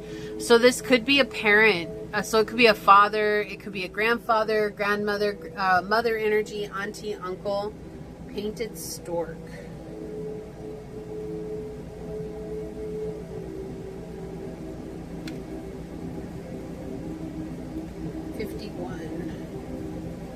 Okay, it says, stork arrives at her nesting site in burgeoning spring, harbinger of fertility. It's corollary prosperity and all of life's fecundity. I'm not sure how to say that. Fecundity? I don't know. We're just going to go with it. Naturally, her chicks flourish in their ample stick nest atop India's perfumed mimosa trees. Stork attends her garrulous downy offspring with the greatest of care. She brings them delicious fishy morsels from her wetland habitat, and when the sun beats hard upon their delicate skin, she stands on long pink legs for hour after long hour, her wings outspread, shading them from the coruscating rays, right? So working hard to save the young, and that's what this feels like. It's like someone's working hard to try and save you. It's not like they have bad intentions. They really are trying to do it with the best of intentions, but they're not going about it in the best way, right? And sometimes that's really hard, and maybe they don't, like maybe they just want to crush you, but at the same time it's like it does feel like they're trying to protect you from something. It says, if stork is landed in your cards, it is a reminder to remind you of the pleasure and deep security familial closeness brings, and of the joy and caring and allowing family to care for us in turn. Such feelings are profoundly different in quality and effect from those engendered by virtual friends and family of social media. Above all, she speaks of the rapture of parenthood. Yeah, so this does feel like a parent. I just feel like that's confirmation to what I was feeling earlier in the reading. And I'm sorry that you're going through this, and I'm sorry that they don't see and respect and honor your journey and accept you as you are. But remember, ultimately it doesn't matter. Even though we love them and we want them to see and accept us, or at some point on our journey we wanted them to love and see us and accept us, the only thing that truly matters is that you see, love, and accept yourself, and that you choose to move forward towards your own happiness, because you're the only one who can cultivate that in your life. And I just want you to know, Pile 2, you are doing a good job, so keep moving forward, okay? So this is what I see here for you today. If you feel like this is your reading, leave the little heart with the bandage wrapped around it down below and say, even though the journey I take might not make sense to anybody else, as long as I respect what my heart wants, I know that I will manifest what I desire in this lifetime. And if it resonated with you, it means so much to me if you were to like, comment, and subscribe below. And if you're interested in supporting the channel further, you'll find everything you need in the description box. So I'd like to take a moment to thank your guides, your spirit messengers, your angel source, and my spirit guides for coming together to give us this powerful message today. And until next time, pile number 2, stay human. Bye. Hello, my fellow human. If you were drawn to this dice with the 3rd house on it, or perhaps you felt called to this piece of carnelian, or maybe you were drawn to this card during the shuffle, this is going to be a reading on what people are saying behind your back. If you're a returning viewer, welcome back. If you're new here, thanks so much for joining us. We're all here sharing this human experience together. I do things differently here on this channel, so there might be triggering statements that arise on the readings themselves. There's no obligation to force it to fit, while keeping in mind that triggers can be a beautiful blueprint for us to deepen our healing journeys. If the message happens to resonate with you, it would mean the world to me if you were to like, comment, and subscribe down below. And please know that your time, your energy, and your presence are a true gift and a blessing, and I'm deeply honored to be here sharing them with you today. Also, I just quickly want to mention that because we are looking into how people are viewing you and talking about you, that whatever it is that does come up, it is in no way, shape, or form the truth of who you are. So keeping that in mind as we move into your reading today, okay? So with that, let's get to it. Pile 3, what are people saying about you behind your back? What are people saying about you behind your back? Source, what would you like to share with pile 3 today? What are people saying about you behind your back? I have that song in my head. One way or another, gonna find you. I'm gonna get you one way or another. I don't know who sings that song, but it's just like, it's been really strong coming into my my mind since starting your reading. And so this could be somebody who's trying to get you, somebody who's trying to make sure that you fail. We've got the 11th house, Leo energy, and Mercury. I feel like this is somebody who could be a friend, or I mean, not that they would be a friend if they're trying to make you fail or anything like that, but somebody that at some point you felt like they were a friend, or you considered them close in your community.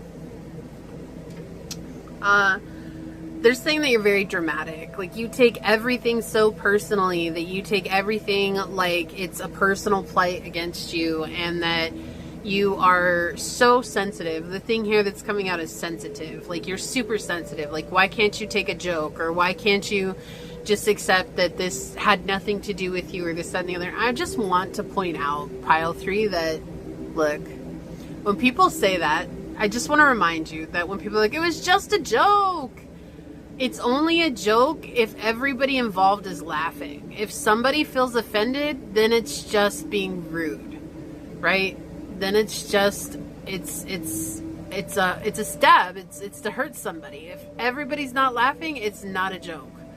So that's something to remember moving into this. So I do feel like this is someone who doesn't have a lot of empathy for others. And they're saying that you're somebody who likes drama. Like, you like things to blow up in your face. Like, you like it when all the attention's on you. That you're very prideful and egoic, and that you want a lot of vanity. Like, you want... The thing that's been really consistent throughout this entire reading is vanity and pride. And it's interesting that there's a lot of people that are saying that about you, because I feel like for my collective, it's probably like the furthest thing from most of us. It's not that we don't have those things within us, because everybody does.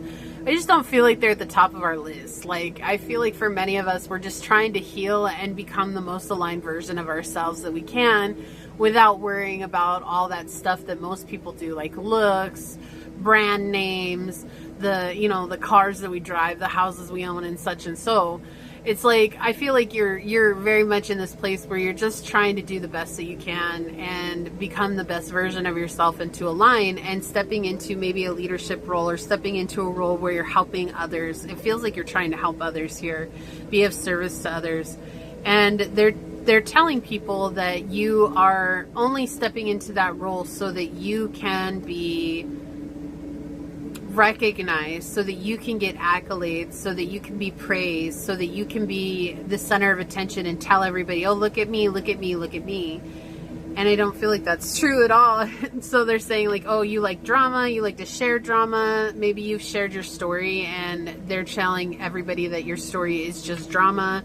It's not real, like what's happened to you. But I do feel like there's actually something that's really harsh that's happened to you, and they don't want to come to terms with it. Like, this is someone who never believed that actually happened to you, or they can't believe that it happened to you because nothing like that has ever happened to them. So they struggle with putting the shoe on the other foot. You know, like some people, they struggle with that greatly. And because they themselves have never experienced it, like, that means that no one's ever experienced it, which is such a weird way to look at life. But some people really do. They see it that way. You know, it's... Okay, so what they're showing me, this is crazy, but this is the image that they're showing me. It's like somebody who's a semi driver, right? You drive a semi truck. Twofold here, right? Like, when a semi truck takes off from a light, how many people, they run right up onto the back of a semi truck, and they're like trying to force it to go faster, not realizing that they have to go through 18, sometimes 22 different gears. Like, they have to shift through those gears, and they're naturally going to lose momentum when they go.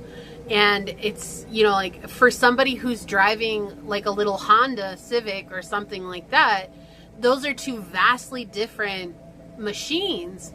And the same thing, like if people are driving in front of a semi, they're just showing me a semi. They keep showing me a semi truck here. Maybe you're a semi truck driver, but definitely message for you if that's true. But the thing is that they're showing too, like if a Honda, or even any car, if any car brakes really fast in front of a semi and they're carrying a load, you know, like a semi can't slow down like that. Like it's just a vastly different experience, right? We're on the same road, but just because we're on the same road doesn't mean that we have the same abilities. It doesn't mean that we have the same capabilities, and it doesn't mean we're going to react the same way to things. Like, there's other extenuating circumstances that are going to prevent each one from behaving the same as the other. And I feel like they're not looking at it that way. Like, they're expecting that just because you're in a semi, right? Again, just the symbolism or the imagery that they're giving me. Just because you're in a semi and they're driving a Honda Civic, that your semi has to stop the way that they stop, turn the way that they turn, go as fast as their car does. You know, like they're looking at it from that aspect and that avenue. Like, they're not seeing you as different. They're seeing you as the same as themselves, and that's why they're not able to look at whatever your story is or whatever it is that you're experiencing or have experienced. They're not looking at it from outside of the box. They're trying to fit it into their box from their perspective, and it just doesn't make any sense, and there's no way they can make any sense. Okay, Angel, that's enough, baby. Stop. Sorry, my dog, I love her to death, and she was just under the table laying on my foot, licking my leg for like the last half hour. So I have to tell her to stop. People, they're like, you shouldn't tell them to stop, it hurts their feelings. But okay, there's got to be a point where we set boundaries even with our beloved pets, because otherwise they'll just keep doing it and doing it and doing it and doing it. But I think it's funny because I feel like maybe you've set boundaries with this person and they have a hard time respecting those boundaries, or they just don't acknowledge them as boundaries, right? So what's being said about you? Yeah, that you don't want to face reality. Why do we hear that Eminem song, Snap Back to Reality? Yeah, so they're saying that you're very unstable, and this could be mental instability too. This could be family with the Judgment card here, or it's like dirty laundry being aired from the family that you're not seeing clearly. Like you're just telling everybody lies about the family and it's making us look bad. So if you grew up with a narcissistic parent, or if you grew up with narcissistic siblings or narcissistic grandparents, this is just the example they're showing here. Maybe you're sharing that story with others to help others heal, or maybe you grew up with some sort of abuse in your family and you're sharing that story to help others heal. And they're seeing it as, oh, pile 3 is only sharing this to make us look bad because they want to seem like they're the hero. They've got it all twisted. We were never like that. We never did those things. We never acted like that. We never treated them like that. But I feel like the thing is that they don't want to acknowledge or take accountability for how they did show up. They feel like you're airing their dirty laundry and they feel like they have to defend themselves. And the best way that they feel like they can defend themselves is by telling everybody you're just somebody who chases drama. Yeah. So you don't want to face reality. You don't want to see things correctly. You're just coming from a place of wanting attention, and that's a fear-driven base. And you're ready and willing to let a community fall apart in order to back this up, this unstable version of your life. And I feel like it's been really hard for you, pile 3, because I feel like you just needed somebody. Why do I hear the Queen song? Find me somebody to love. Like, that's the thing. You like that line is coming in so strong right now. Can anybody find me somebody to love? Yeah, it's like I just needed somebody to acknowledge what I went through and just listen to what I went through. Just let me talk about it so that I could get it off my shoulder, off my chest. But they invalidated your experience, and maybe even from a young age, especially from adolescence, but it could have been as early as the ages of 4 to 8 when things, you felt like things are starting to get invalidated in your family. But especially when you were like a young adult and a teenager, like things were very much like they disregarded what you experienced and how you experienced it. And they tried to convince other people, they're trying to even now convince other people that you're just spreading vicious lies about the family because you always felt like nobody loved you, you felt like nobody cared about you, and you want people to have sympathy for you so that you feel seen and validated. But that's not what you're doing. It's like, I feel like you've had to heal from this, and I feel like the reason why you're sharing it is because you feel like if somebody with your story had shared it with you and what they experienced and what they learned from that experience, that would have been really healing for you. And that's exactly what you do now. Like, you're like, if that would have been healing for me, I can imagine I'm not the only person that feels that way. And so you share it with others, and that's that healing energy that's going out to others as well. But they're saying that you're breaking up family, you're breaking up friends, right? Again, it felt like a friend here from the get-go with the 11th house, but it could be family with the Judgment card coming in, showing that this is, parent-child relationships, or it's a friend saying that what you went through with a parent-child was not actually true. Like, you're lying about the severity of it because you actually had a very good childhood growing up. Like, you just want people to think that it was really worse than it is. Like, what is it? There's a line in a Fort Minor song. It says, everybody lies to make shit sound cooler than it really is. And that's what it is that they're saying. It's like you're lying to make it sound like it's cooler than it really is, or that it's worse than it really is. And that's just to get attention, or it's to get sympathy, or it's to like get people on your side. And I feel like that's never been what you've used it as. It's always been, I had to heal from this difficult situation, and I was thrown from the tower, right? Like the House of God is a difficult card because it's showing a breaking down of our emotional ego. It's showing a breaking down of structures that we felt were solid, that were foundational in our lives. And it literally throws us back to reality, right? Like that's what the tower or the House of God does. It throws us back to reality. And it's vicious in its way of doing it because it's a blow to our emotional ego. And that could be what we identified with as well. And that could have been, maybe you were seeing things through rose-colored glasses, like you didn't want to see the truth of it. And the candle just went out. And so you were seeing things through rose-colored glasses along the way. And seeing it for what it really is really tore you up. And you had to be honest with yourself through that. But this person is saying like, oh, they're seeing a different type of reality. And they're just trying to build something on a very unstable way of believing, or an unstable way of talking to people or sharing information with people. So they're trying to point out that you don't know what it is that you're talking about. Like they're trying to tell people that you don't have a leg to stand on here, that there's nothing that's coming from what it is that you're sharing. But I actually feel like you've helped a lot of people. And I feel like you've seen that. You've seen how you've helped people by sharing your experiences and sharing what you've gone through and sharing what you've learned and the truths that you've learned from that, right? Like when we talk about express our truth, it's not about expressing our stories. It's not about expressing our identity. It's about learning to express what feels right in our soul. And that's why finding our truth can be such a challenge, because it's like we're trying to come from the emotional ego viewpoint where it's like, okay, what do I identify with now? What do I want to be now? Who do I want to be now? And our truth is just the solid expression of ourselves without thought, without worry, not the one that comes from the subconscious, but the one that comes from the soul.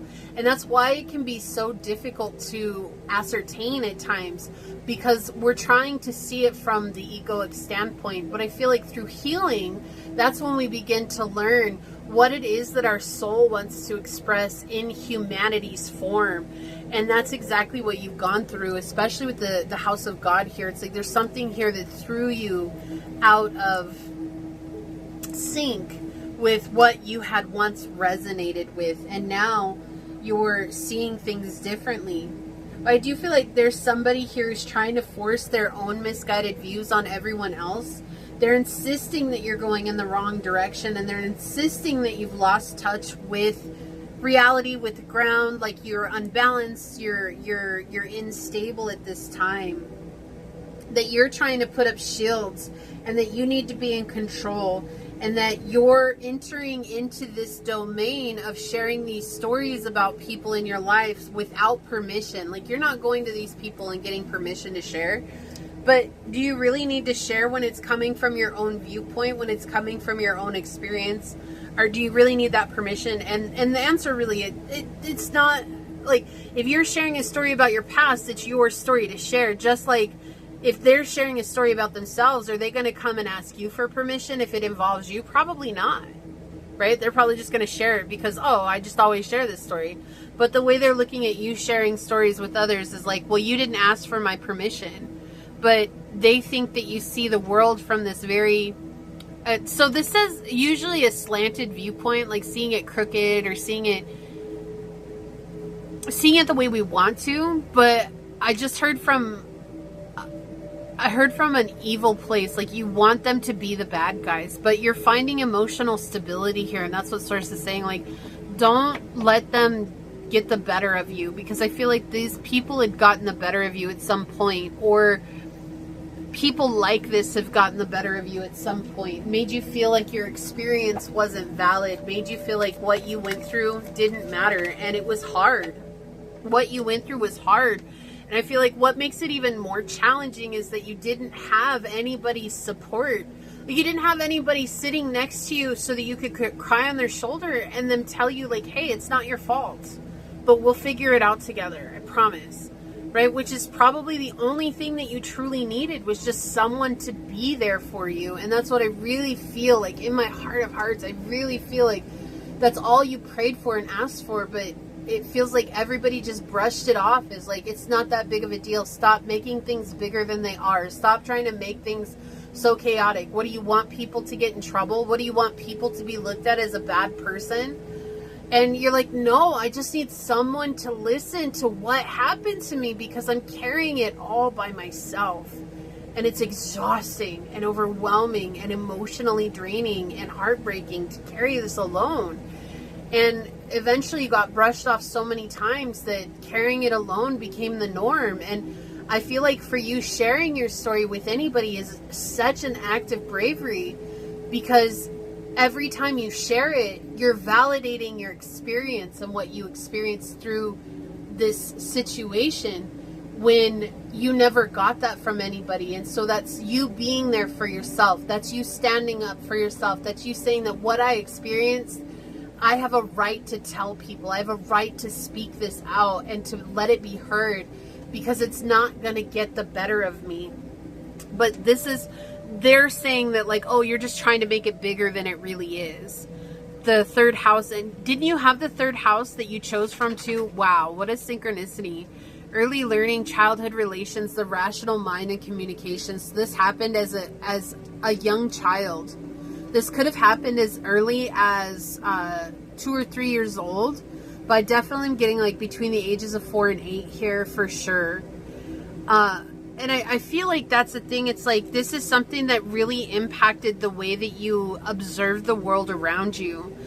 So this could have been where you were feeling like your emotions didn't matter, and so you numbed yourself to the world experiences around you. Nothing brought you joy, nothing brought you happiness, nothing even brought you sadness. Like, there could have been really sad situations that unfolded in your life and you couldn't even cry any tears, and it was because you had shut yourself off to your emotional response, because everybody was judging your emotions. And that's what they could be saying now. It's like, if you're starting to reconnect with your emotional body, and now you're starting to cry, and now you're starting to experience joy and happiness again, and that could be very different than how you used to be. They're also saying that this is all an act. Like, you're just putting on an act. Oh, you learned how to cry waterworks. You learned crocodile tears. Like, and it's not. It's your body's way of shedding those emotions and letting yourself reconnect with those emotions. And that's what they're saying. Like, don't let people discourage you from that connection. Wow, I just felt, this is wild. I just felt a spirit touch the top of my left temple, right at my hairline. So like right where my hairline is. And it feels like this is somebody that's saying, like, we're walking this journey with you. This could be someone that's passed away, specifically just her grandfather. But it could be anybody that you felt really close to at some point, where it was like, maybe you told somebody your story and they were the only ones that listened to it, but they passed away and you no longer had that support system in your life. Or this was someone you felt like you could trust, but you never had the courage to tell them. And they're saying that they're here with you and they're helping to alleviate the mental frustration and the mental pain that you've gone through with this situation. And they want you to know that. Specifically, grandfather's coming through, but again, it could be anybody. I just feel like I really have to say that. Yeah, it's coming from the heart. There's like a broken heart here that you had to experience this at all. And it could be just, I mean, this could be emotional and mental abuse from family. This could be emotional, mental abuse from friends. It really does feel like some sort of alienation though, for sure. Virgo energy, integrity, reverence, and service. Yeah, I feel like this is the energy that you're standing in now. You definitely have some very powerful angels around you as well. And it might feel odd to say that because, like, well, if I do, why didn't they save me from this situation? And they may not have been able to physically move you away from this situation, but they did everything that they could to protect your heart, your mind, your body, and your soul in the best way that they could, right? Like, the spiritual world can only do so much, but they were doing the best that they could, and they were definitely with you at the times that these tragedies were happening, and they want you to know that you're not alone, and they're very proud of you for choosing to serve and to let yourself be seen in this time. Yeah, goddess energy, the feminine expressed through wisdom, nature, life force, and sensuality. So I do feel like you're getting back in touch with your sensuality. That's the emotional side the body, the emotional body. And you chose the carnelian, which is attached to our sacral chakra, which is goddess energy as well. And that's reminding ourselves to embrace and embody that feminine energy and let it be seen, let it be heard, let it be part of who we are. It doesn't have to be demanding, it can be soft. And the shadow is exploitation of feminine nature and form. Yeah, so I do feel like there was definitely a time where you were exploited. And I feel like you were exploited in a sense of where you were defenseless and didn't have a way to protect yourself. And you were dependent on the situation as it unfolded, whatever it was. And that created a situation where you completely detached yourself. And now everybody that could have stepped up and saved you from that situation, or could have stepped up and played a part in bringing you to safety at some point, right? Like helping you with that situation, that support or whatever. They dropped the ball, and they don't want to be seen as the bad guy, so they're trying to paint you as a bad guy first. Yeah, first house identity check. So this is them and their emotional egos. Like, they don't want to be seen as the bad guys here. And so they're trying to paint you out as like you're the one that did something wrong. And I feel like for a long time, Pile 3, you felt like you were the one in the wrong. Like, you felt like you were the cause of said situation. And please hear me when I say it is not your fault. Whatever this is pertaining to, it is not your fault. You didn't do anything wrong. You were a victim in a situation that you had no part of creating, okay? And that's why I feel like Source keeps reiterating, like, don't let them make you feel bad about how you feel about this. Don't let them make you feel bad about what your experience was. Don't let them try to convince you that what you went through wasn't real. It was very real. It was very real to you, and that matters. Okay, it doesn't matter what anybody else thinks. If this was real to you, that matters, and that's enough of a reason to trust the healing process. That's enough of a reason to trust your emotional response. That's enough of a reason to trust that Source is walking this dark journey with you, because it does feel very dark. It feels very difficult. Yeah, there's a mystery here. So this could be repressed memories coming in with the mystery card, but also I feel like mystery is just showing like now you're an enigma to a lot of people in your family. You're an enigma to the people who knew you, and they're saying that like, well, we just don't understand Pile 3 now. Like, we just don't get where they're coming from. They're a complete mystery. They've totally gone off the rails. What is that song that's coming in? Going off the rails like a crazy train. You know what? Be a crazy train. Shoot. Ozzy Osbourne was. Why shouldn't you? You know? Like, be a crazy train. You don't need to follow that example. You don't need to be on those rails. Right? Gratitude. I'm thankful for this life and the opportunities that it presents. And I do feel like you've come into a state of gratitude for your journey, gratitude for yourself, gratitude for the healing that you've been on. Okay? Yeah, self-esteem. I possess the gifts of the soul that benefit me and others. That's what I'm saying. Like, when you come from this place of confidence and courage and bravery, which is something that so many people struggle with, and you share this part of yourself, you're healing the world through this. And not only are you healing others, you're healing yourself, and it's very profound. It's loud. It's beautiful. It's beautiful that you're standing in this courage. It's beautiful that you're sharing this part of yourself. Whether whoever this is agrees with it or doesn't, that doesn't matter. Because this is something that has the potential to heal a huge scar that's been in the collective for a long time. Okay, so we have luck is on your side with the new moon in Sagittarius. Yeah, so good things are coming for you, pile 3. This is something you're meant to do with Sagittarius energy. Like you're some sort of a master at this, and some sort of a wise soul that has learned just by being isolated for so long. You have been able to like work it out in your head and work it out in your heart and work it out in your soul, and you see it from a very knowledgeable and wise place. And that's why luck is on your side here. And don't let pride get in your way. Full moon in Leo, and that's why I feel like they keep saying don't let them deter you from being who you are. That's the emotional ego, which is connected to pride. It's not that you're a prideful person, right? Didn't I say that on your pile? Like all of us have pride, and all of us have vanity, and all of us have ego. Like that's just a part of being human. But sometimes the emotional ego is what deters us. The fear that comes from that, the, you know, like, oh, maybe I'll just stop sharing it because I don't want them to be right. I want to be, you know, whatever it is that's connected to that. They're saying don't let pride get in your way. But I also feel like this is confirmation that they're coming from a very prideful place where they feel like they have to defend themselves, and they're defending themselves at the cost of everybody involved in the situation. Right? So it's like, I don't care whose toes I step on as long as I can defend myself. And the toes that they're stepping on have been yours all along.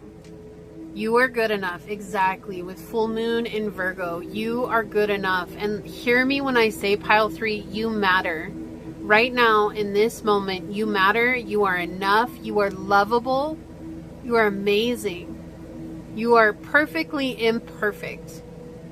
No matter what you've been through. Okay?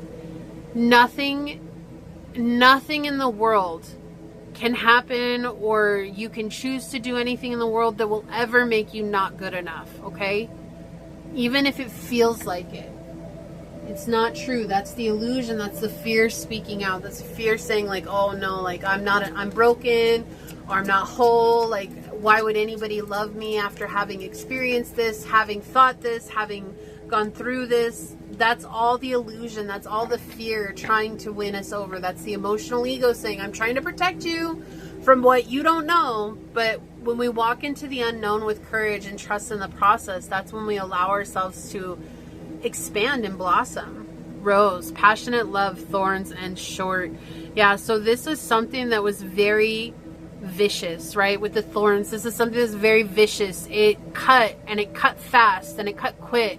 But it wasn't necessarily a deep cut, even though it could have been. It could have been a very deep cut, but it could have been like, I'm seeing lacerations all over a person's body, like from head to toe. Even if they weren't deep, it doesn't mean that they didn't leave behind the trauma, right? And all of those lacerations turned into scars, and those scars gave you the wisdom, and those scars and that wisdom turned into something beautiful, which is you. You're beautiful as you are, and you're the one that is blossoming in the world. And it's like, yeah, sometimes life hurts, but it doesn't mean that we have to hide or shy away from who we are. And that's why you're such a powerful person. I feel like that's why Source really wants to focus on that energy right now. It's been the whole reading, like, we've gotten a little bit about what people are saying about you behind your back, but I feel like Source, with these readings, like, the reason why Source has me do these readings is because Source has a message for you that you otherwise wouldn't have gotten through another named reading, and that's why it comes out this way. So I feel like this is really powerful right now. Exploration flipping over, creation, experimentation, universe, and underground. Yeah, so right now you're going through this experimentation where you're creating something for yourself, but you're also traveling free flow in the darkness, right? Thinking about floating in space. And that's a really powerful place to be at, because you're allowing the universe to embrace you. You're allowing source to embrace you. You're allowing your guides to embrace you and carry you the distance while you just kind of are along for the ride. But you being underground is already going to be looked at as something different, right? Think about underground music. It's not mainstream. So you're not mainstream. You're meant to be underground, but not in a way of hiding away. It's underground in a way of doing things differently. Delivery. Yeah. They're delivering. I have the hiccups all of a sudden. They're delivering you to where you're supposed to go. We have transportation, inheritance, and escort. Like, they're escorting you to your destination. Your guides, your ancestors. Like, you have a very powerful spiritual team that's got your back, and you can absolutely rely on them and trust them. Yeah, child orphan. I'm not surprised that this came out at all. The light attributes is independence based on learning to go it alone. What did I say? You carried this by yourself for so long. Conquering fear of surviving. And the shadows, feeling of abandonments that stifle maturation, seeking inappropriate surrogate families. See, and that's the thing, like, you didn't try to replace family. You simply just figured out a way to carry it on your own shoulders, and it's become such a heavy burden. But through that, you learned how to conquer a lot of your fears and a lot of your battles and a lot of your wounds. And that's why they're saying, oh, you know, like, you're the one that's airing out our dirty laundry, so we have to cut back. I feel like no matter how much they cut back, it's just not, it's nothing like what you experienced when you were alone as a child, right? Face those obstacles with first quarter moon. Yeah, and that's exactly what you're doing. You're facing these obstacles. Passion. This is something you're passionate about. I feel like healing others, helping others, being of assistance to others. It's almost like you have this belief or this feeling, if my story has the power to be a healing guide for someone, or if my story, sharing my story, gives someone else this feeling that they're not alone, then I've done something of value. Because I keep getting with you, pile 3, there's this energy that comes where you feel like if you had somebody who presented their story to you the way that you do to others, you wouldn't have felt so isolated and alone. And if you can be that for someone else, that just feels fulfilling to you. And that's why I feel like this has become such a passion for you. And that's why the people who are involved in this, they can't see the passion behind that, because they're too worried about saving their face, right? I have to save face. Sing, soul, sing praises, performances. You're following what the soul wants. Also, your angels coming in with this card. Very powerful angelic presence for you. Very powerful ancestral presence for you. We have single energy here in isolation, independent, and alone. That's enough, angel. That's enough, baby. Okay. So you have this energy where you've done it alone. You've gone it alone. All right. Promise, the oath, the contract, the emotional bond. So things are going to be fulfilled for you, but also I feel like this emotional bond, this could have been an animal that came through as well that touched my temple. But I do feel like there's somebody here who specifically contracted to you from the spiritual realm, someone who has passed away. It could have been somebody that you never met either. It could have been somebody that maybe when you were a child you had conversations with. You know, kids are really connected to the divine realm, and a lot of kids are psychic mediums, and it scares a lot of parents sometimes because they have that connection and they end up scaring it out of kids, or they end up, you know, isolating them and saying like, oh, you can't have that. And so, but kids are fresh from source. And so it makes sense that kids would be able to have that connection with source and the divine realm and the unseen. So you might have actually, you might have that gift as well. Or you just have a really strong connection with the other worlds is what I'm hearing. Yeah, run, chase, escape, and seek. This is something I'm ready to run. That's what I'm hearing. Yeah, you're ready to run from this. And it's not about running away and hiding from it. It's just, I'm getting away from it. This little hamster is so cute in there. And I feel like that's you. You're so cute. Like, you've been through so much and you're still this beautiful, cute soul. And you have such a lovely energy about you. It's so powerful. The presence is very calming and just very open and non-judgmental to others. And that's such a powerful place to be at. And I feel like you really do come from this energy of like, if I could just be the person that I needed, then I feel like I'm winning. And that is definitely the energy that you give off. Yeah, peace, harmony, order, calmness, and serenity. Yeah, you're just a very peaceful, big soul, a very beautiful soul. So let's take a look at this card. I'm going to read this from the book. We're going to see what it says. Albatross. Wow. Conserve your energy and reap bountiful rewards. Yeah, you are this. I mean, an albatross, aren't they like the biggest birds that are alive nowadays? I think. I think they are. But they're just these big, beautiful birds. And we're going to read this from the book. We'll see what else it says. 43. And I feel like that's the other thing too. It's like you're flying high in the sky. You're flying over this ocean. Like you see your emotions from outside of the box, right? You're not so stuck in them anymore. But they do sometimes swallow you. But that's just natural. Just let yourself be human. And remember not to beat yourself up for those moments, right? That's just human of us. Everybody goes through that. I go through that. I've had clients who go through that too. Like we have it all figured out. And then one step in a crazy direction that we feel like is the right direction, and suddenly we're enveloped by our emotions. Like that's just who we are. It's okay. It says, a mighty albatross is the mistress of the southern oceans and their crashing stormy waves. Supreme navigator, and her 7-foot wingspan, the widest of all feathered beings. Albatross harnesses the winds and the waves updrafts to fly for days, for months, with barely a wing beat, effortlessly covering 5,000 miles to Brazil and back to source nutritious squid for her chick. An albatross, unlike many, has no need for fresh water, for the sea creatures she takes from the ocean surface fulfill her every need. Wisely husbanding her energies allows albatross to endure for 60 years and many more. And if she's glided silently into your cards, it is to counsel you against futile haste. Travel like albatross with gentle measure to arrive refreshed, and your best will surely emerge. Perform one task well, not 3 hastily, and therefore carelessly. Approach material and menial or mental tasks with thoughtful consideration and reap bountiful rewards. This is the wisdom of albatross. So yeah, you're just gliding through your journey, and I feel like that's the thing. It's like you have a goal in mind and you're approaching that goal each and every day. It's not about rushing there. It's about taking your time, and you're used to doing it alone.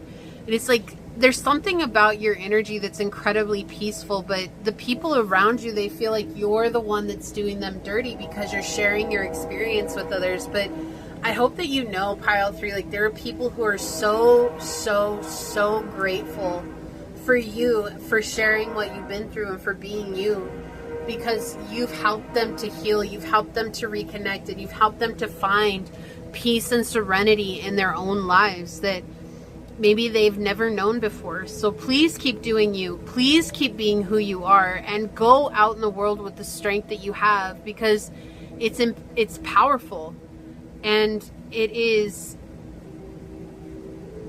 overwhelmingly beautiful. And I hope that you know that and celebrate that. Okay? So this is what I see here for you today. If you feel like this is your reading, I don't think that there's an albatross emoji, so leave a little eagle emoji down below in the comment sections and say, today I make a promise to myself. I choose to be true to myself, my journey, and my story, knowing that I validated my existence. I validated who I am. I validated what I went through, and I'll always be there for myself no matter what. And if it resonated with you, it means so much to me if you were to like, comment, and subscribe below. And if you're interested in supporting the channel further, you'll find everything you need in the description box. I'd like to take a moment to thank your guides, your spirit messengers, your angel source, my spirit guides, and a special shout out to whomever it is that chose to drop into the reading today. Thank you so much for coming here and being who you are. I'm truly honored to have you here, Pile 3. With that being said, until next time, stay human. Bye.